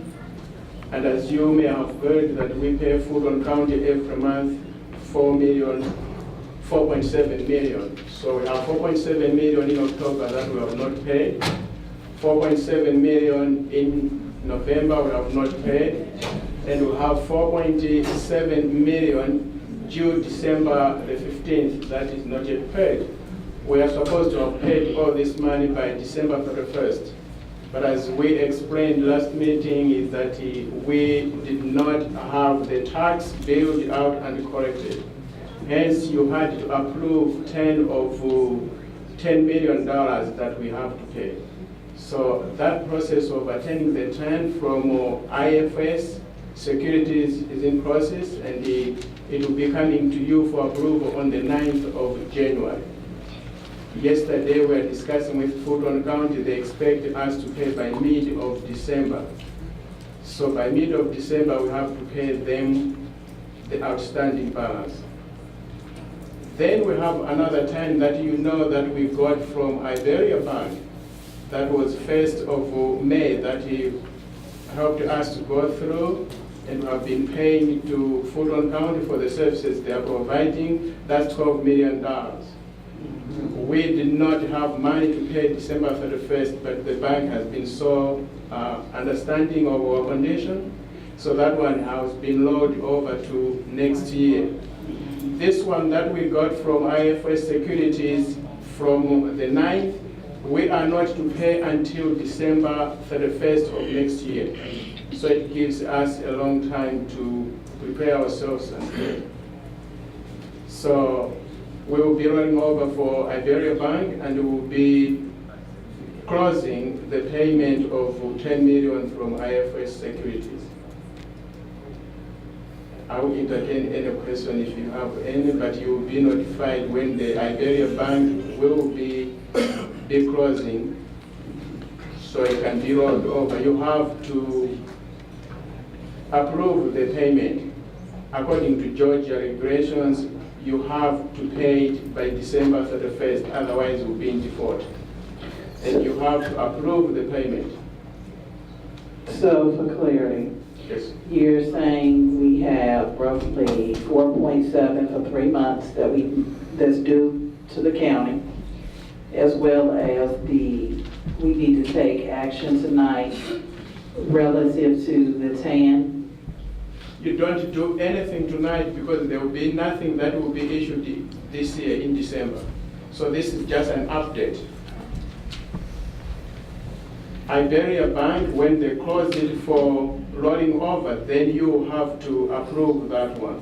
So that'll be coming in January, is that what you're telling us? Iberia Bank will be coming before the end of the month, maybe around the 18th. So I will keep you posted on the Iberia Bank. So it's likely that we'll have a special call meeting? Special meeting will be there for you to approve the Iberia Bank to roll over, because it's still payment. Okay. You have to approve it. Right. So he's saying before the end of the month. So I'm trying to see what date can the clerk weigh in that we may be potentially looking at this. Tomorrow we'll be meeting with the attorneys. We'll be going through to see that everything's done by 3 o'clock. Tomorrow we'll be meeting with the attorney and see by tomorrow. I think we should have a good day, but they said by 18th everything should be done. So it may be before 18th or soon before we go to holiday. It will be like that before we go for holidays. Do we think it's possible that we would have in time to do a special call meeting next Tuesday? I can give you answer, I think tomorrow after our meeting, 3 o'clock. I'll send an email and I'll be posted. I'll check with the clerk as well to let you know. Are there any other, Councilman Khalid? Yes, for that meeting, or for our January meeting, I would like to see numbers on a few things. The first is, I would like to see a dollar amount, a projection. It can either be one number or it can be a range for the cost for branding for fire and the cost for branding for police. Like, I would like to know how much that is actually going to cost and what budget line items. I understand you may have to give the department heads, but where we're going to find that money to pay for those things. The next thing that I would like to see is we have delayed our parks coming over until June. I understand that's about $480,000 a month, right? Like $3 million that we'll be paying Fulton County between now and June if we delay till June. But it doesn't take into effect that unpaid leave, and I know that we cannot have an accurate estimate of that because we don't know how much people are going to bank. But I would like to see again a range. How much would we save if we brought it over in February versus waiting until June, or how much are we spending to keep it until June? I just think that we are making decisions without data, and I feel like we need some numbers on how much these things cost. Point of clarification, Councilman Khalid, I think it's very clear in terms of what we're paying out for services per month. And I think to your question, and I can respect it, the cost, it is not branding, it's at least making sure the equipment that we would have to brand, because branding is much broader than put a logo on a car, to find out what that might look like for fire and police. I think that's definitely a reasonable ask. So, as I presented last time, I gave you the breakdown, how much we're paying every month for the fire, for the police, for 408, as you said, for parks and recreation. Even if we bring all these ones, there will be some services that will still remain with the county, will still have to pay. 911 is one of those ones. So there will be still some services. Every Monday, 3:30, Fulton County Administration and their technical people, they come to our city. We meet with the mayor and Fulton County, City of South Fulton Employees Administration. We get into one by one what is needed for fire. In that meeting, we have the police chief and their staff, fire chief and their staff, parks and recreation. We talk in detail what is needed. The uniform that we have talked about, the cars that we need to have for the police to be ready by the 26th of March, fire still the same. So we get those ones in details. We made a budget for fire, police, recreation. So if we are buying uniform, we take money from their budget, from City of South Fulton, give them now to prepare for their coming in. And we work with the Fulton County to help us to give some of the vehicles so we can change. So that 26th of February for the fire, 26th March for police, they have vehicles that have already been transitioned into City of South Fulton.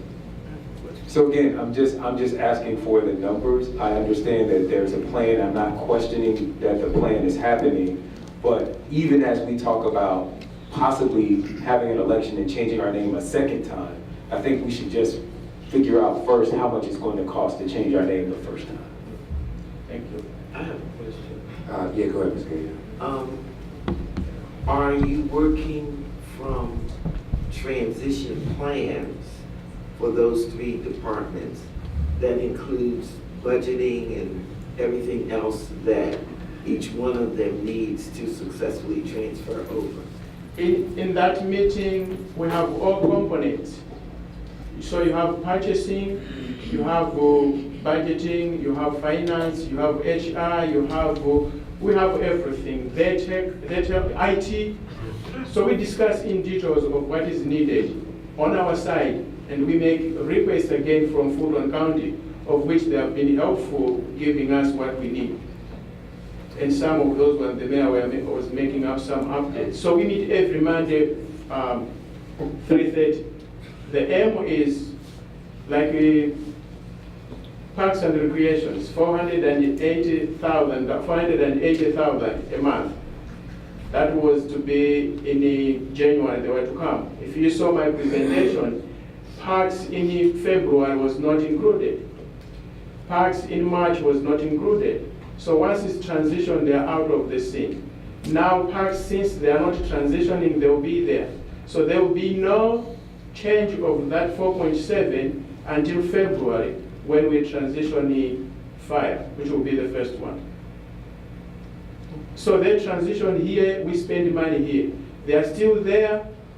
Food on county, we have to pay food on county, but again, with related expenses of accumulated vacations, there will be part of that that we have to pay down the line when they transition here. So, I'm sorry. Kalita, you finished? Okay, thank you. So to clarify what you just said, what you're saying is that if they were over here, they would be accruing leave with us, and we still would have to pay the leave. But they're not with us, so they're accruing leave with Fulton County. So either way, we're paying. Either way, we are paying, but we are paying with administrative services there. When they come here, it's always cheaper when they're here. Right, I understand that, but what I'm saying is that they're gonna accrue leave either way. They will. As long as they become employees, they are there, they are here, they will still have to accrue leave. Okay. But the extra charges, administrative fees, administrative charges, those ones are excluded from the total bill that we Fulton County. All right, thank you. I have a legal question, because this has happened twice. Yes, Mayor. Any discussion to begin in executive session until it's, the discussion is clear, it stays in executive session? That's correct. Executive session is intended to be a venue where the council can discuss matters that are confidential in nature to avoid any unintended breach of confidentiality, fiduciary duty, privilege with the attorney, etc. But I want to make sure this has happened twice. I'm making sure that everybody understands. The conversation held in executive session, still in executive session. Because of the fact that if you had any question to ask, you could ask them in executive session. Of the same people would have been there to answer them for you. Look, if we're gonna do things right, we're gonna start respecting these rules, and we're gonna start doing this thing right. You know, all this here craziness going on don't make no sense. So, here's a pine. It's an executive session item. It remains an executive session. If we vote on something, Mr. Clerk will announce the vote. Am I correct? If we take action. If we take action, Mr. Clerk will announce the vote. So I just want to make that clear, because I'm not going to allow it again. This is the second time.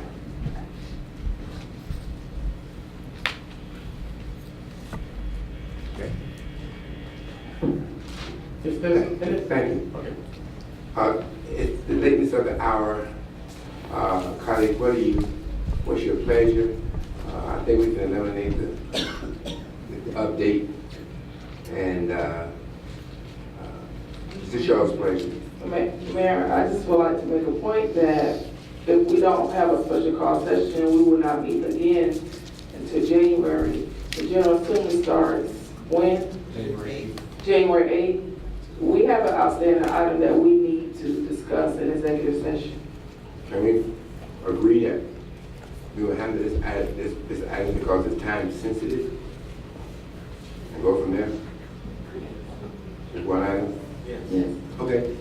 I'll entertain a motion. We'll go to executive session. I would like to make a motion for us to go in executive session to discuss legal. A legal item? What? To discuss legal. What? One legal item. One legal item. Okay. On the second? I just want like legal, we got this. Just legal, I think it's more than one item. Okay. Second. All right, probably second discussion. All those in favor? We'll go to the executive session. I think that was unanimous, I think. I move that we close the executive session. Second. Second, any discussion? All those in favor, aye? Aye. You need to motion to adjourn. I'd like to make a motion to adjourn. Properly moved and second. Any discussion? All in favor? Aye.